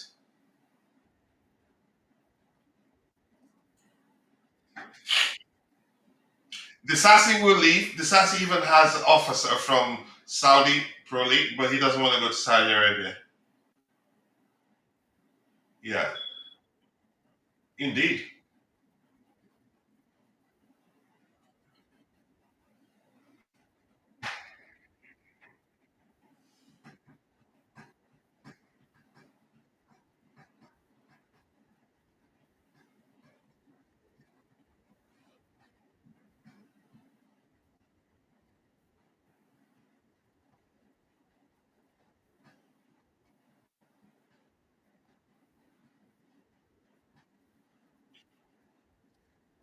If he stays, I'm okay with it.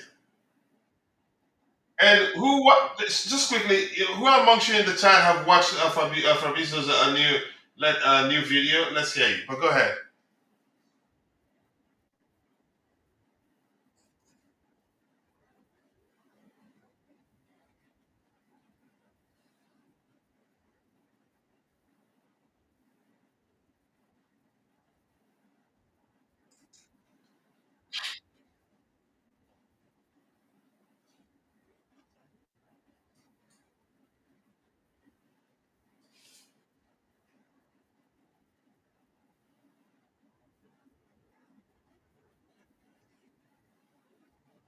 Who? Probably not. Although I heard that they are still looking to sign another striker after signing Nick Waltimed, but they're looking at one particular player. I can't quite remember his name. Not the most popular. But Houston, I think, I sincerely do think Newcastle they're not going to be able to afford him. They could afford him if No, they I don't think saw. they do that. They spent a lot on Waltimed, 80 million euros plus 85 actually. No, Actually, I Coachila, think. if they should get something from Liverpool, let's say they get even That 100 offsets million pounds. if okay, go ahead. But let me If say this quickly. Whatever they get Mhm. from Liverpool will offset how much they pay for Waltimate. Really, Yeah. They spent 85 million euros on him. They cannot get close to that again in their next spending. It's gonna be they remember no, it's not gonna happen. I don't see them signing Nicolas Jackson. wow. That's my opinion. But go ahead and what you were saying. Yeah, but I said if you look at the whole situation, he might probably end up in Newcastle, or maybe he could end up in Italy. Because if you look at the Bayern deal, they need loan, and Chelsea is also thinking about permanent deal, and so far no one has shown any interest. So we hope that by Monday, if anything, then probably he should get a team where he will go permanently and enjoy his life. But as it stands right now, I don't see Jackson coming back to Chelsea and regaining his position. It's too late for him, unfortunately. I don't think it is. Here's the thing. My opinion, I've heard yes. My opinion is this: Yeah. he's a good player, and we all Yeah, know that. he And is. it's just that the only thing he needs to start doing if he stays at Chelsea will be to be efficient in front of goal. More importantly, do Yeah. that consistently. Start shooting instinctively, something like that. If he stays, he gets to play. Mm. I think him staying will be good for us. Do I think he stays? It's something if the club decides, yeah, we're not selling you. I think we need you. But But let how if is he he going to comport himself if he doesn't get enough playing time, knowing that the World Cup is coming up, and he will expect his coach to select him for the Senegalese, national team. It's not going to happen because you have the lap. Even if you are going to play in the middle, you have the lap. You have João Pedro. You have yourself. When you go to the left side, there is Gittins there. There are other players who might be ahead of you. So if you choose to stay at Chelsea Football Club, obviously you might work so hard and get something out of it, but you are also risking your position in the national team. At the end of the day, if you don't get enough playing time, the Senegalese coach is not going to pick you for the World Cup, and it's every player's dream to play in the World Cup. So I believe as it stands right now, he's not going to relax about where he has to play next. And obviously, I don't think he would like to stay here. To me, I don't think he would like to stay here because he knows that in the pecking order, he's now just low, low, low. He's below the order. So for him to fight his way back will be very difficult for him. And a lot of the fans they are so tired of him, especially after the second, red card at Philadelphia. People are so tired of him, and João Pedro just came in, and he's doing exactly what he failed to do over the years. So for me, I still think that he could be very good in another team, but for Chelsea Football Club, his time here is over, and I don't see him recovering from that, disastrous performance over the past, year. Like he's a very good player, as you are saying, but look at some of the chances this guy got, and he wasted them. Of course, you are not a striker, but you also have the same, you have another player who is in your shoes. Like he's the same, should I say, he has the same playing style with you. He came in, and within a shortest time, he was doing what you refused to do. And I think he was the reason why he couldn't, succeed at the football club, because at the time he was getting those opportunities, there were nobody. Like we were struggling with attackers. So if he had listened to some of these ex-players, Mikel was criticizing him all the time. I don't think he took that criticism in good faith. If somebody is trying to criticize you because he likes you and he knows you can do better than what you are doing, but this guy was somehow going back and forth with Mikel at a point, and he was scoring and celebrating in a way that will just, piss Mikel off, which to me it was just a childish thing for him to do. He was also bad with his temperament. He did so many things that caused his, position. So as it stands right now, Coachila, I don't think this guy will ever get the opportunity again at Chelsea. It's so over for him, honestly. All right, I'm gonna give the microphone to those in the chat, catch up what where they have there for us, and then come back to the panel so that we can start addressing the items we have lined up. I think we're actually still in the first item here. What do we have? Yeah, so that you can shout out that person again, right? Apart from Lavia, if you are not great on the ball, or Kobe might not, would be nice to add. Okay, I don't think so, in all honesty. But I still stand on what I've said. If CFC overspend on all these players, they will have paid a huge fee to UEFA. Let's see, to UEFA or FIFA, if I'm correct, and not registering the players we have now. Yeah. What else do we have? They keep dropping the likes in the stream. The likes do go a long way. Coach, not sure if other people. Okay, the issue, I think that we're fine now. Currently even run. Big up to you too, Jay. Nice to see you. I do hope you're doing well. So where did we stop here? Okay, this particular one, Chelsea therapy, the wrong one. This one, the right one. Yeah. So this one here talks about Facundo. I think we've talked about him too. Let's see. Come on. Why isn't this opening? So to slow things down now. That's what happens when such thing happen, and it looks like I'm frozen actually. So let's see. Come on, show me the next tab. Oh my gosh, what's going on here? Right, what's the next tab? How do I open it?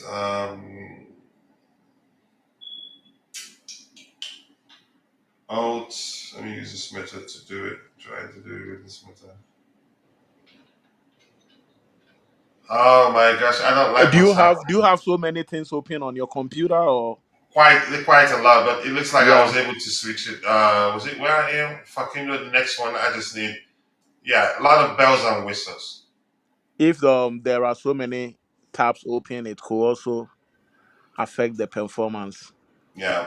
So maybe So you this can here just says Chelsea are considering paying Roger Fernandez is a 40 million euros release cost. If you know him well enough, Tell us more about him in the chat. What do you think? I think we're Who? not done Rogers yet. from where? Aston Probably Villa. who? He said, No, not Morgan Rogers. oh, no, Morgan Rogers. Who? No, this one is Roger Fernandez. Yeah. So Oh, listen, okay. yeah. If you're in the chat, if you know him well enough, educators, I need to do my research to get to know him well. I don't even know the type of player he is. I have to be honest. I'm not going to pretend I know him when I Rogers come to. Fernandez from where? Let me see what club actually. So I have seen him play, but didn't pay attention. I didn't. He's not good enough that Chelsea are looking at him. I don't even know what position he plays. I'm not gonna lie. Give me a Hmm. second here. I'm looking at. I've seen one Roger Fernandez Keep here. dropping the likes on the stream, people. The likes do go a long way. No, I think he's from Guinea-Bissau. Where does he play? He plays for Braga in the Portuguese league, Okay.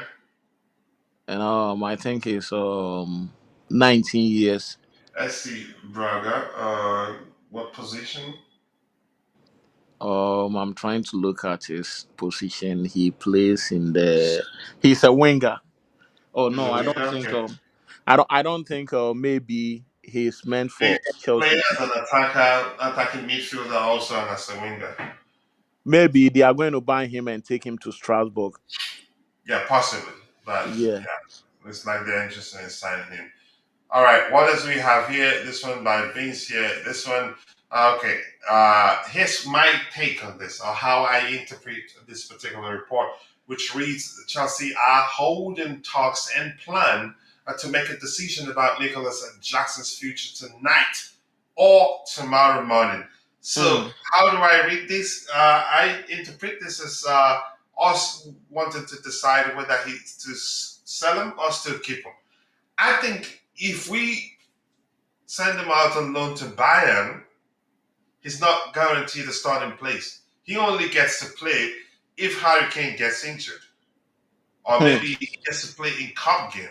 So, which means his valuation will drop. Transfer value will drop. So, I think it would be better off keeping him, making sure the manager again rotates properly. He gets to play ample amount of games on the biggest stage, not just cup games. I think we'd be better off doing that. We could end up doing that.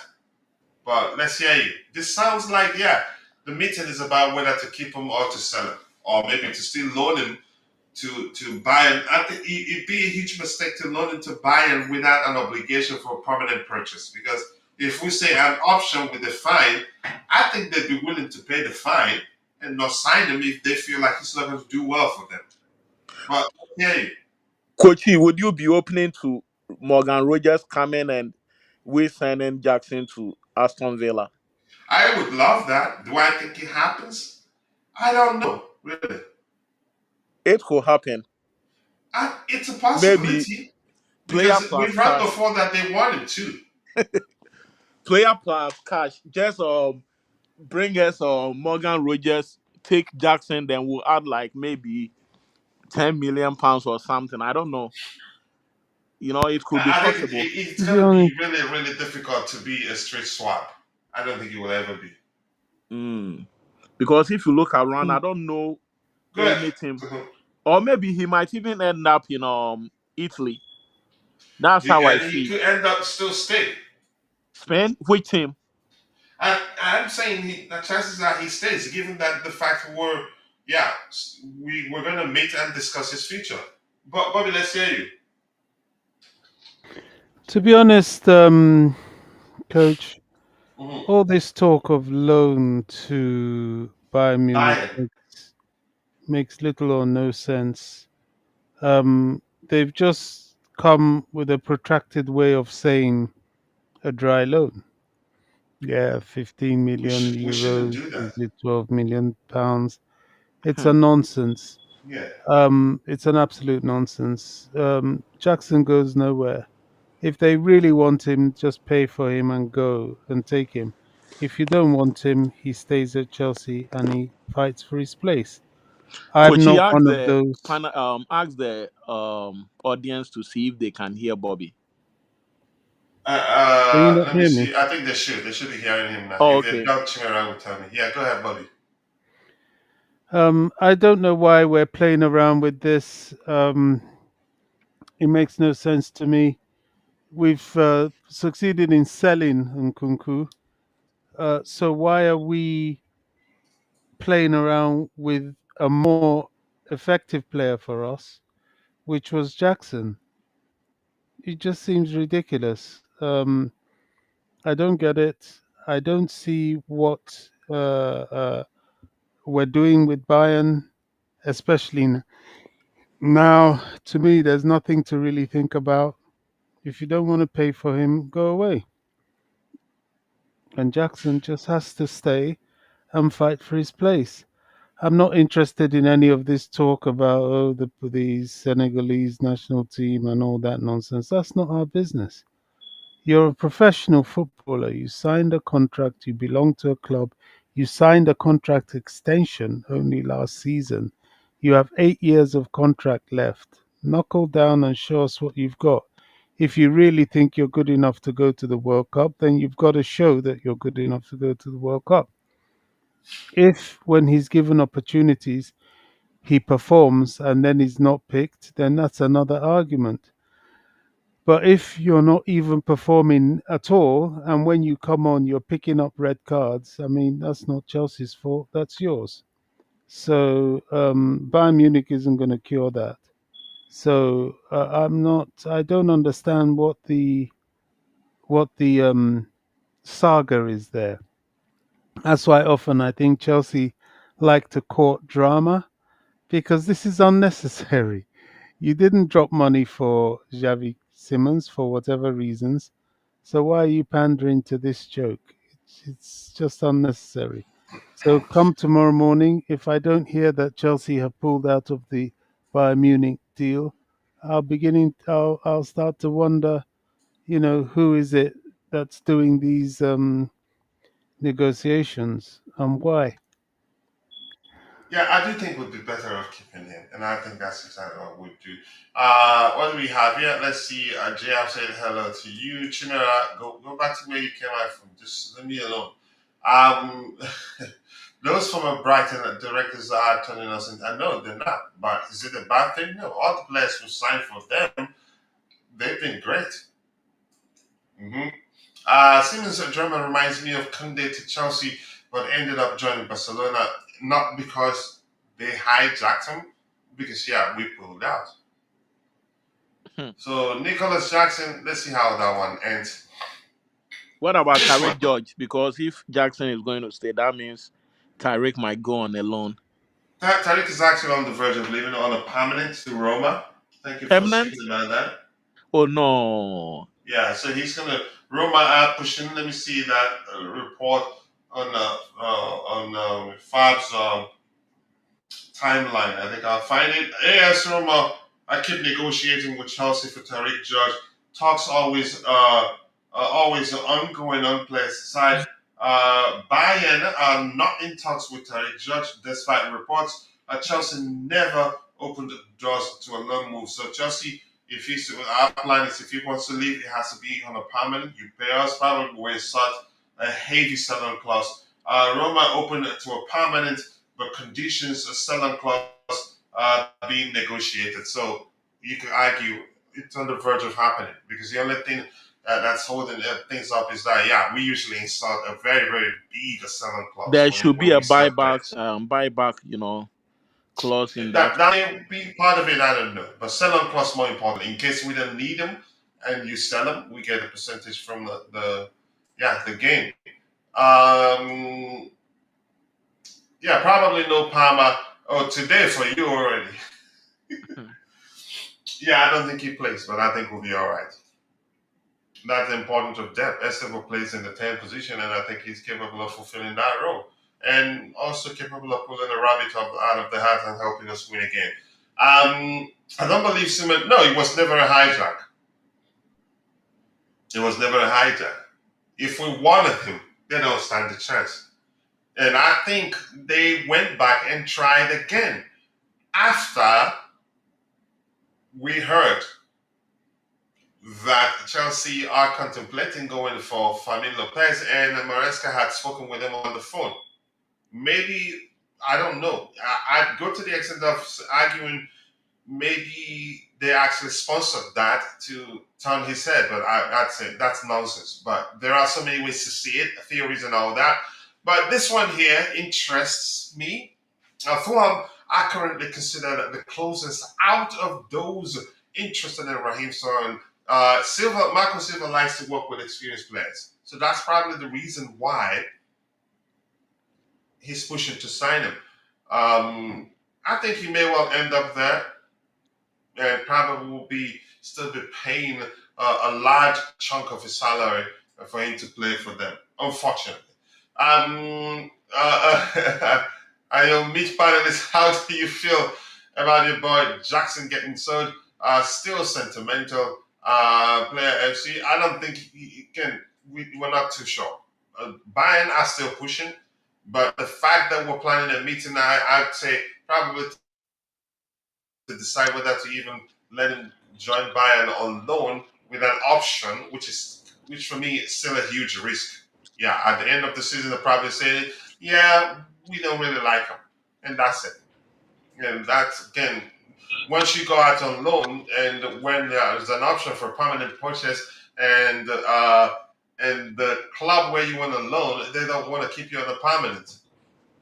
As long as there's an option, people will see it as if you didn't do well. It's really that simple. You didn't do well. As such, the club where you want to loan, they're not interested in keeping you on a permanent. Go ahead. You were saying.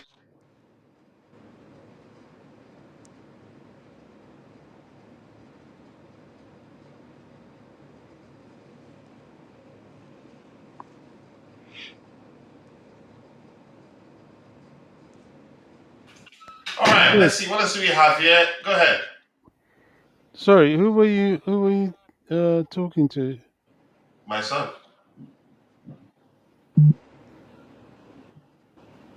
I don't understand. What was the question? No, I didn't ask a question. I say anybody want to add anything to the Raheem Sterling case? For Oh, the yeah. most likely destination for him. Yeah, I But think it would would make they be sense able for to him. offer his wages?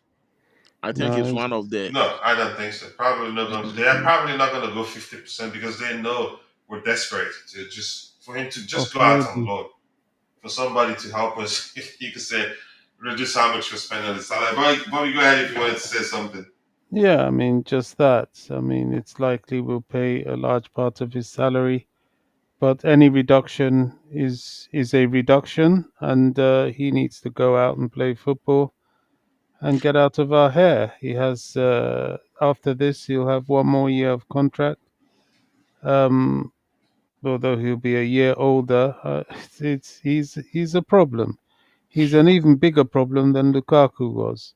So yeah, I mean, what can we do? There's Yeah, nothing. because Lukaku was still still had the hunger to play, wanted to play, willing to Yeah, take a pay cut to go wherever the club wants him to go. yeah, yeah, Hmm. yeah. I don't know. He's definitely in it for the money. That's for sure. I agree. And this reason for me himself is not sure of leaving. For me, he's thinking about it, and that's a good sign. But let's see whether we can persuade him to join us. The Sterling can go to Fulham on a free. Yeah, it's not gonna happen. That's on the free will be how many years from now? I don't remember. But I think he has shortened it by 2 years, at least right now. Anyways, the Simmons might be good, but I don't trust a players from the Bundesliga. A lot of people don't. But I think he's different. You could say built for the Premier League. Chelsea have not ruled out adding a Fermin Lopez, even after Facundo Buonanotte loan. Okay, I'm sorry, I'm butchering the last name. Go ahead, Bobby.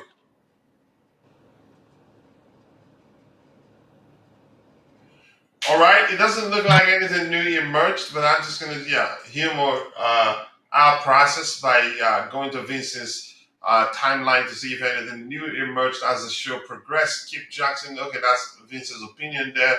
I like this. Here's what I make of it. I think he has the belief that he's going to beat us or maybe get a good result, which isn't bad. I think probably we're going to beat them. Fulham boss Marco Silva reveals a plan to stop Chelsea. We know their strengths. We know their strengths very well. They have individuals and overall quality. They have a clear identity in terms of the way Enzo Maresca wants to play, such as overloading certain areas. Yeah. And stretching teams. For us, it's clear what he wants in each moment of the game. Huge mistake. Maresca doesn't play in a particular way. I get it. There's a misconception that he does, but one thing I've tried to let people know is that there are basics to his approach, and those basics remain constant, which he mentioned: overloading areas, trying to almost always have a numerical advantage over the opposition. That's just the basics. There are other aspects. For instance, in the case of our game, a club World Cup final against PSG, yeah, different dimension. The long ball thing. And the third man, how do I explain that? Because we know how they're spread out, how we were making extra runs to make use of the spaces they leave between them in the midfield area. You see Cole Palmer running towards the center area, and even Robert Sanchez was able to find him on the carpet because the space is there, which means he took his time to study them, knowing where the spaces would be, knowing that actually the plan was actually to be, you can say, to a T for Cole Palmer to be the one to exploit the spaces in the final third. So Maresca isn't one-dimensional, but yeah, the basics remain the same. The basics remain constant if that's the language you prefer, but there are other things that change, that are dynamic, never the same. Sometimes we'll be counter-attacking. Sometimes we'll keep the ball. Yeah. But I'm glad he's thinking like this. That's a bit of arrogance to an extent. I think probably we're going to shock them. That's my belief. Anybody want to add to that? We'll do a post-game show where you can say a pre-game show slash pre-game show slash match build-up slash preview also. And I think it's going to be fun. So anybody else has anything else to say? Otherwise, we'll call it a day. We've been streaming for 2 hours and 5 minutes, and I know Bobby needs to go to bed. Chelsea are holding talks and plans to make a decision. I think we've addressed that one. We had it open on one of the tabs. Sheffield United are advancing talks to sign Chelsea midfielder Alex Matos. Ooh, okay. Fulham are currently, I think we've addressed that particular one. Fermin Lopez, yep. And then Ciso, the deal that had fallen through, revived, and now he's headed to Strasbourg. I think we probably decide to push through because, yeah, they qualified to the next level. They qualified for the next level of the Conference League. So we probably, the hierarchy probably realized that they want much better players. This guy here, let's wait. I need to learn a lot about him. All right, let's see what else we have here. Good news for Bobby Gallagher is returning. Gallagher is returning to the Premier League. I don't know anything else we want to talk about here before we call it a day. And we have Danny Music in the house. Danny, big up, and thank you for finding the time to join the show. And if you have any questions, we'll take your questions. A few minutes to try to answer your questions. And if you know the rules, don't ask a difficult question, otherwise we'll pretend we can't see it. But anyway, all jokes aside, let's wait. If you have any questions, shoot for it so we can try to address it and call it a day. While we wait for them, anything else panelists want to talk about? Yeah, the things that we have to look out is two positions that might be. There will be a vacant position. Manchester United and West Ham from now up to maybe Christmas time. One of those two coaches will be leaving the football club, or they will get sacked. Either the two coaches or one of them will be sacked. So it's something we should look at it. And also, I think tomorrow's game is going to be very difficult one. We always have issues with Fulham. they are likely going to give us a very hard time. We They're should well just, drilled. yeah, we should approach that game with care. And one good thing is if you are able to win your, if you are able to get a 3 points, all your competitors are now under pressure. And luckily for us, Arsenal and Liverpool are also playing. So it's either one of them is going to get a 3 points or they are going to split. So we should be able to win I think it would be convincingly. better if they're splitting it. Yeah, so that we can get seven, and it will be open for us to get the same point with them. And I hope tomorrow is most likely we can win by maybe 3 goals to 1. I hope so. We'll still do a preview show. Let's see what happens here. Good. What do we have? And shame about Xavi Simons. I'd say nope, no shame. We didn't submit an official bid. No, everything was just verbal. You could argue we weren't committed, fully committed. We were probably one leg in, one leg outside, not too sure what to do. That's another perspective. There are plenty of, you can say, perspectives to look at it from. We don't know. Xavi pulled a Dele Ali, a trophyless career unlocked. That's a possibility. You never know. And chances are he'd win a lot, in my opinion. Yeah, we weren't serious. Honestly, we weren't serious. I heard that even after his medicals, he was medical tests. He was waiting for Chelsea still. So something happened. What that was, I don't know, really. But more likes, people. More likes. Keep dropping the likes on the stream. The I likes will think go along. We'll be rounding off in a few minutes. Go ahead. I think it'll be interesting. Man United will be silly to go back to Jose, to be honest, but West Ham might try it. I think that's actually their best option now, Bobby. And I don't want that to happen. Well, What about Nuno? Nottingham Forest coach going to Manchester United and No, I don't Jose. think he lives Nottingham. You think so? well, Nuno, right? You if might you never know. want Yeah, Bruno. Nuno, yeah. And Jose even never. Fulham coach could also get the opportunity to coach Manchester United. There are some coaches that can, go to Manchester Marco United. Silva, no. Marco Silva, yeah. No, because he No? was at Everton too. Bobby, go ahead. You were saying something. Yeah, I was saying that West Ham, Mourinho may try and go there. You're saying that you'd like him to go. I think it'll be silly for United to take him back. Mourinho operates in a certain way. He's done it all his career. One, he will never stay somewhere more than 3 years. Yeah, that's the Usually after pattern the confirmed. Yeah, usually after the second year, he starts sabotaging the club and tanking it. I think he deliberately got himself out of Fenerbahce. He had some issues there. He didn't like the Turkish league. He Mm, thought it was fixed for Galatasaray, and he nosedived. He's very good at that, and he's very good at getting his payoff money as well. So, will He's Man made a lot United from want that? payoff money. Oh gosh, yeah. Will Man United want that? Well, more fool them. He might win a trophy or two, but he never leaves anything good behind him. He's usually quite toxic. So I think West Ham will look at it for the short term fix. That's about it. That's about it. I think Man United. Who knows? They've been too. I think I don't really care for them, to be honest, but I think when a club gets too big, they they start doing things that are too big at a point of crisis.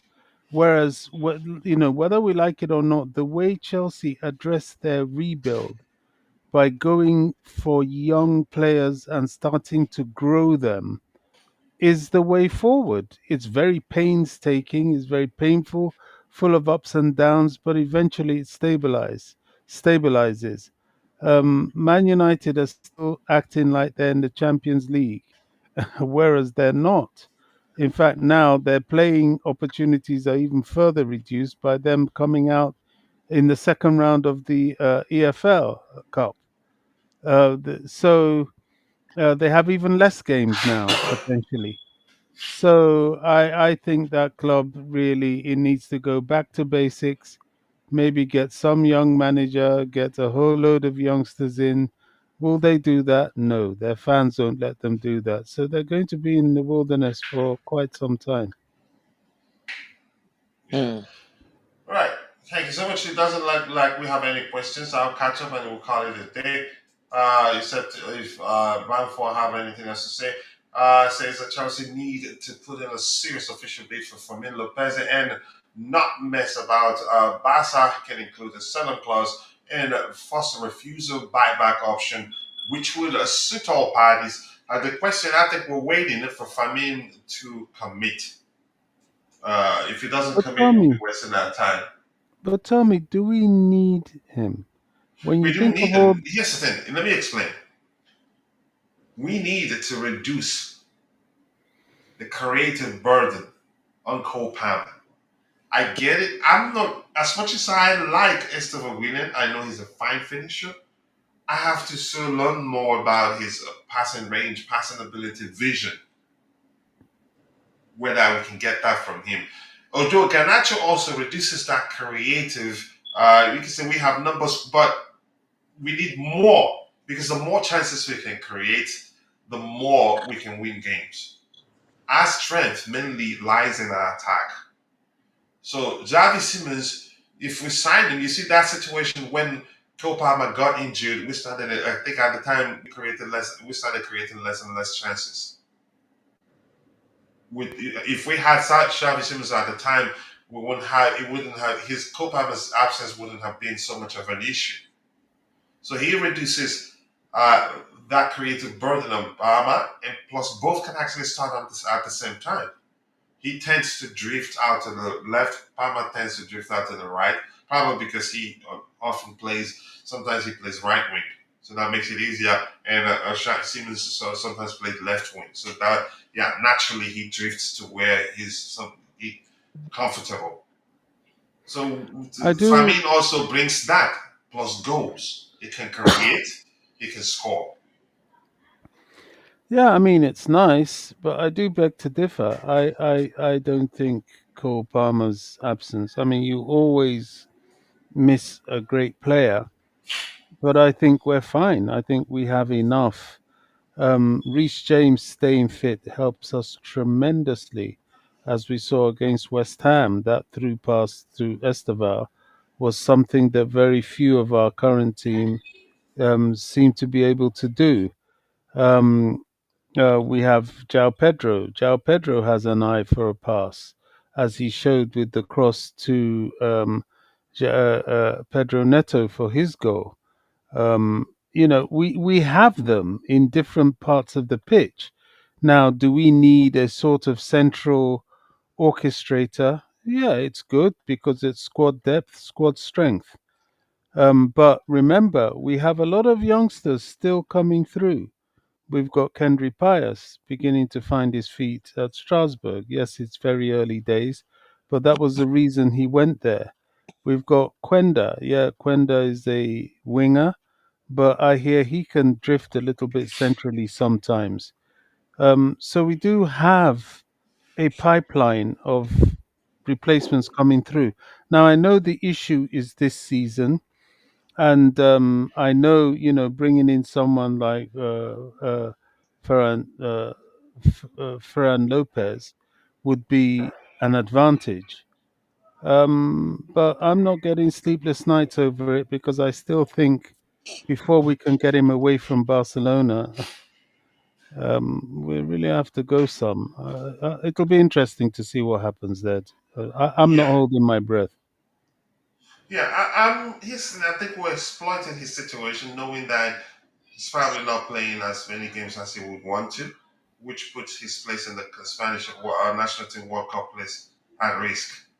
Um, Mm. but let's see what happens there. If we really want him, that's that again. I'll stick with we get the deal across the line. And Lucilla here says, I believe Spurs propose more money. I really don't think so, but we'll see. So Siemens, but yeah, they're paying him 250. That's a lot, but I don't think that's the issue. Even with the money they were proposing, yeah, he wanted to see if we can match, if we can reach an agreement with Leipzig. Okay, to Siemens, and at the same time, Spurs told Siemens that he will play a key role at Tottenham while we will be a backup. Yeah, because that's been out there, which I said chances are Spurs sponsored that. But all theories at the moment, we don't know what happened really. What else do we have here? They just didn't want to pay that price, or maybe didn't want him at all. Xavi was Spurs' third, fourth choice target. Him and Kudus wouldn't even get into the Chelsea team. Fermin will be a much better signing, and Barca actually wanted to keep him, whereas they let Xavi go. But if he wants to leave, Barca cannot do anything. Let's see what we have here. Yeah, we need more creative outlet on the pitch. Buonanotte is a very good player. That's according to Unquad Joseph, and more creative than Xavi. You're saying he and Enciso were really used up by the former Brighton coach. Trust me, Buonanotte is good, and I am vexed. There's no obligation. They don't want to sell him because they know how good he can become. I think if you're referencing the former Brighton coach that's good, who's good friends with Enzo Maresca, probably chances are he suggested Maresca go for him. Because when I heard that, Bobby, are you listening to this theory? Is it the Xavi? He's very good friends with Enzo Maresca. That even when we were on the verge of getting the João Pedro drill across the line, Maresca called him. Maresca did say this himself to learn more about João Pedro. So chances are it was the Xavi that maybe they had a conversation. They told him just go for him, and to tell you how good he is and how much faith Brighton has in him is that they refused to sell him on a permanent, and we wanted him on a permanent. So that's it. Anything else you guys want us to talk Yeah. about before we call it a day? Yeah, I mean, you know what, Brighton are shrewd operators. Look, I don't know this guy, so it'll be a disservice for me to 100% say he's no good. I would like to think there's a reason Chelsea have gone for him. That he's a good player. But Brighton are good. They're very good operators. They will bluff. They will um, sort of try and make their player look perhaps more sought after than he actually is. I admire their tactic because if he is a good player and he performs well at Chelsea, Chelsea will want to keep him. And because there is this silly match option of whoever bids, and it's a very complicated, or could potentially be a very complicated and very expensive I think we situation. probably requested The that because knowing Bobby, the guy plays like Jota, Diogo Jota, like the way Jota plays. very unpredictable. Yeah, that's how he plays, and he can also commit himself. Like he can let the opponents foul him in the 18-yard box, which I think is a very good thing. He is very quick, very very quick on the ball. So if you have somebody like that, you can always, you can be assured of, getting the goals. This guy can score from the like from outside the 18. He's very good with long range, and there's something we need. After Frank Lampard and some few other players who used to do it for us, recent times we don't have players who can score from outside the 18-yard box. So if he is there, he's somebody who can score from the long range, and we need players like that. Honestly, I think people should just wait till he plays his first game for Chelsea. Then we can take our time and assess him. But I don't think it is a very bad, thing that No, the I think a directors have good done. business, and the fact that Brighton refused to sell him on a permanent. Mm, yeah. Yeah. The Bobby, only go ahead and problem watch I most have and now is apologies. maybe his destiny is going to go high, and if we want to buy him permanently, the price is going to bloat. That's the only problem. But I mean, let's see what goes on, and And he's a maybe low. I think he's a good low block solution. yeah. Yeah. Go ahead, Bobby. Yeah, I mean, I don't, as I said, I don't want to disparage the guy. Neither do I want to start being presumptuous as to his abilities. It Hmm. really is a wait and see situation. All I'll say is this: that I know Brighton are very shrewd, very very good at striking a deal with Chelsea, and if he performs well, his cost will go up. That's why Brighton pulled the loan to Leeds and sent him to Chelsea because it's a win-win situation. Putting Chelsea on his CV helps no matter how he performs, and if he performs well, that would certainly send up his price more than it would at Leeds. So let's see this guy. I'm still not convinced, but that's just the way I am. I Yeah, need because the you don't know him, and rightly so. You need to see to believe. absolutely in these players, him and Garnacho. I really, really need to see the sense as to why we waited for Garnacho, just like this guy. And if they prove themselves to be worthy, then absolutely, I would accept it. All this. Well, let's see. The Ferrin Lopez thing is interesting. Oh, it's all over social media, Yeah, it's definitely. becoming more interesting. And I think if we can But guarantee him playing time, I think it's a buy because they cannot but guarantee him that. Go ahead, oh, Bobby. he will get playing time at Chelsea. He may Mhm. not be first pick unless he makes himself first pick, but he'll certainly get playing time. Um, but the problem here is it's not social media that buys players. So, we've seen that with the Xavi Simons case and several other players. It needs to be a club to club situation.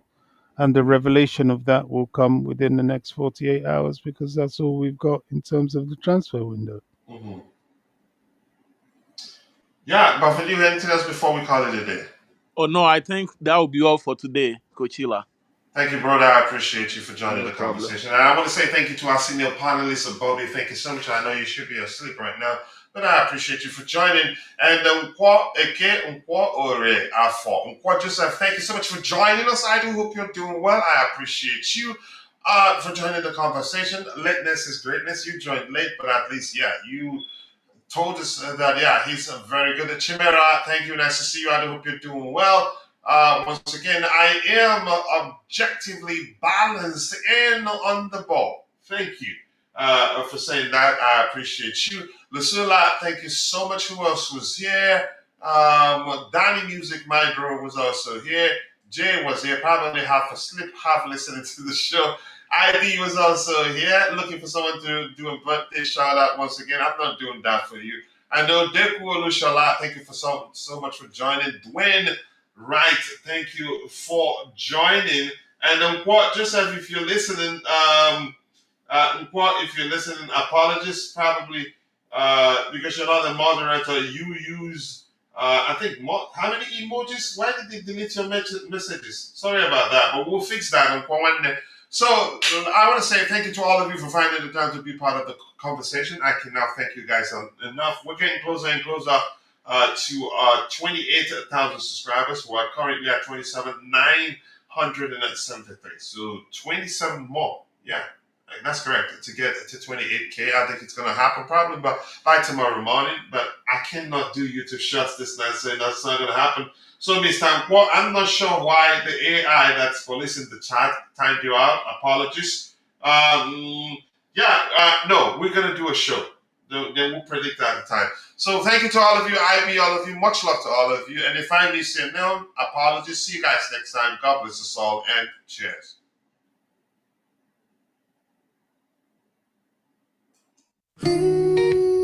Still blue.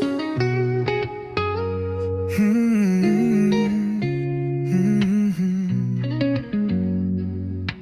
Footsteps on Fulham Road, moonlight on my pride. Wore this badge through highs and lows, never had to hide. Memories in Stamford breeze echo through my chest. Not every win is sweet, but I gave my all, no less. We sang through the rain, we danced through the pain. The pitch still remembers my name. Still blue through the silence and the roar. Still blue even when we don't score. I carry the soul of the shedding crew. You can't shake me, I'm still blue. Still here, still true. Woke up to the chance, paint cracked on my wall, but the pride in my heart never faded at all. Jersey frayed at the seams, but it still feels right. Been through darkest nights, still shining bright. We bled in the game, we rose with no shame. The bridge still whispers my name. Still blue, every tear and every cheer. Still blue, with my voice loud and clear. I carry the pride of the shedding crew. Win or lose, I'm still blue.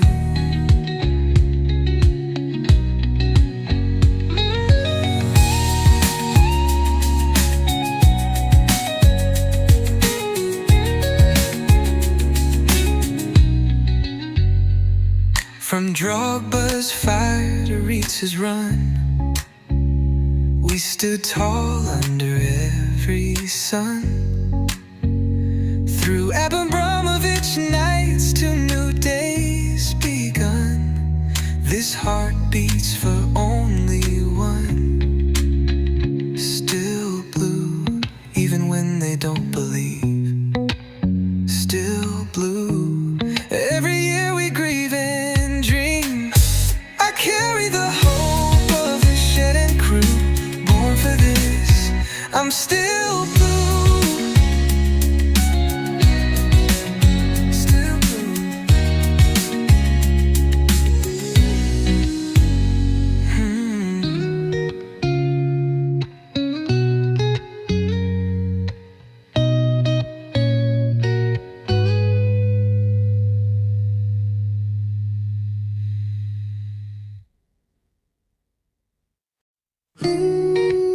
Still blue.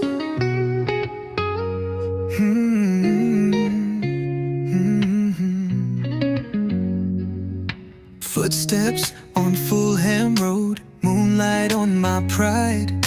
Wore this badge through highs and lows, never had to hide. Memories in Stamford breeze echo through my chest. Not every win is sweet, but I gave my all, no less.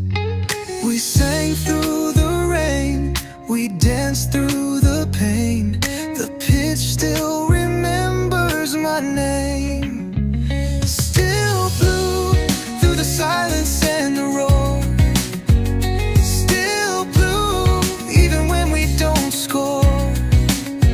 I carry the soul of the shedding crew. You can't shake me, I'm still blue. Still here, still true. Woke up to the chance, paint cracked on my wall, but the pride in my heart never faded at all. Jersey frayed at the seams, but it still feels right. Been through darkest nights, still shining bright. We bled in the game, we rose with no shame. The bridge still whispers my name. Still blue, every tear and every cheer. Still blue, with my voice loud and clear. I carry the pride of the I'm still blue.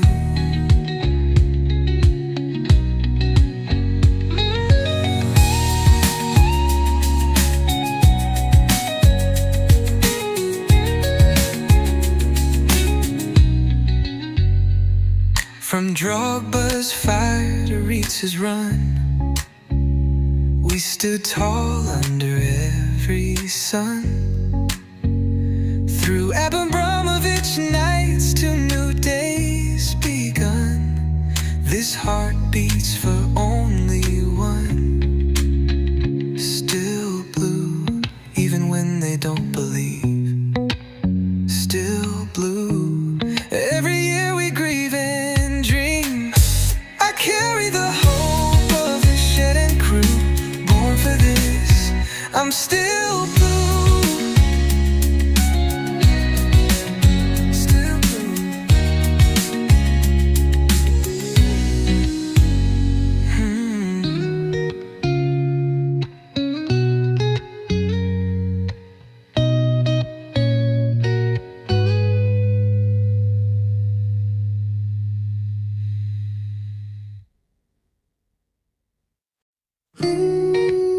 Still blue.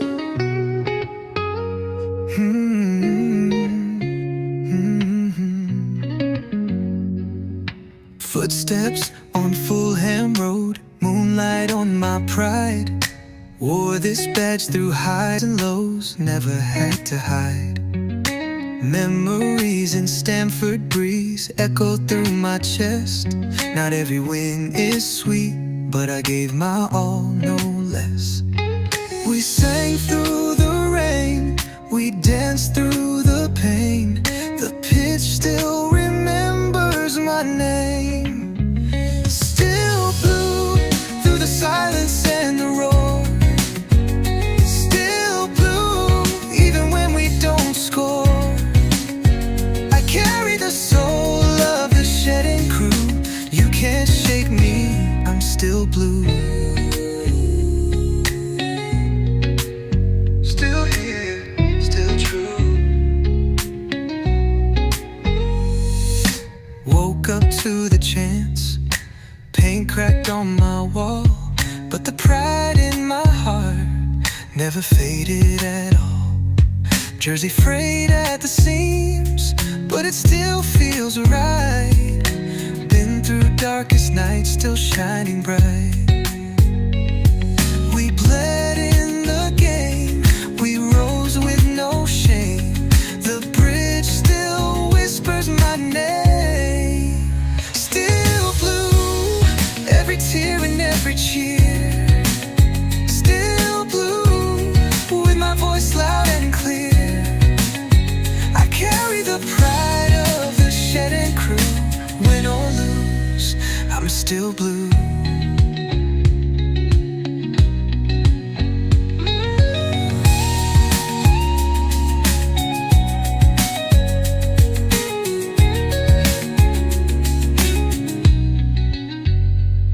From Drogba's fire to Ritz's run, we stood tall under every sun. Through Abramovich nights to new days begun, this heart beats for only one.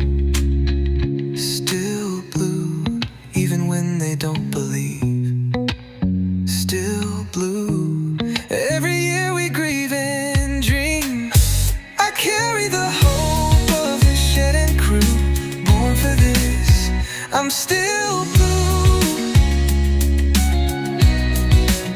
Still blue.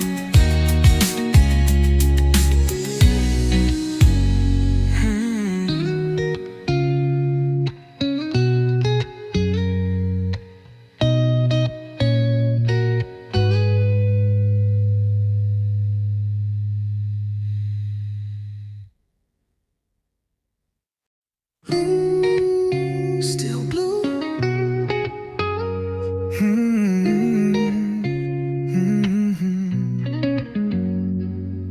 Footsteps on Fulham Road, moonlight on my pride.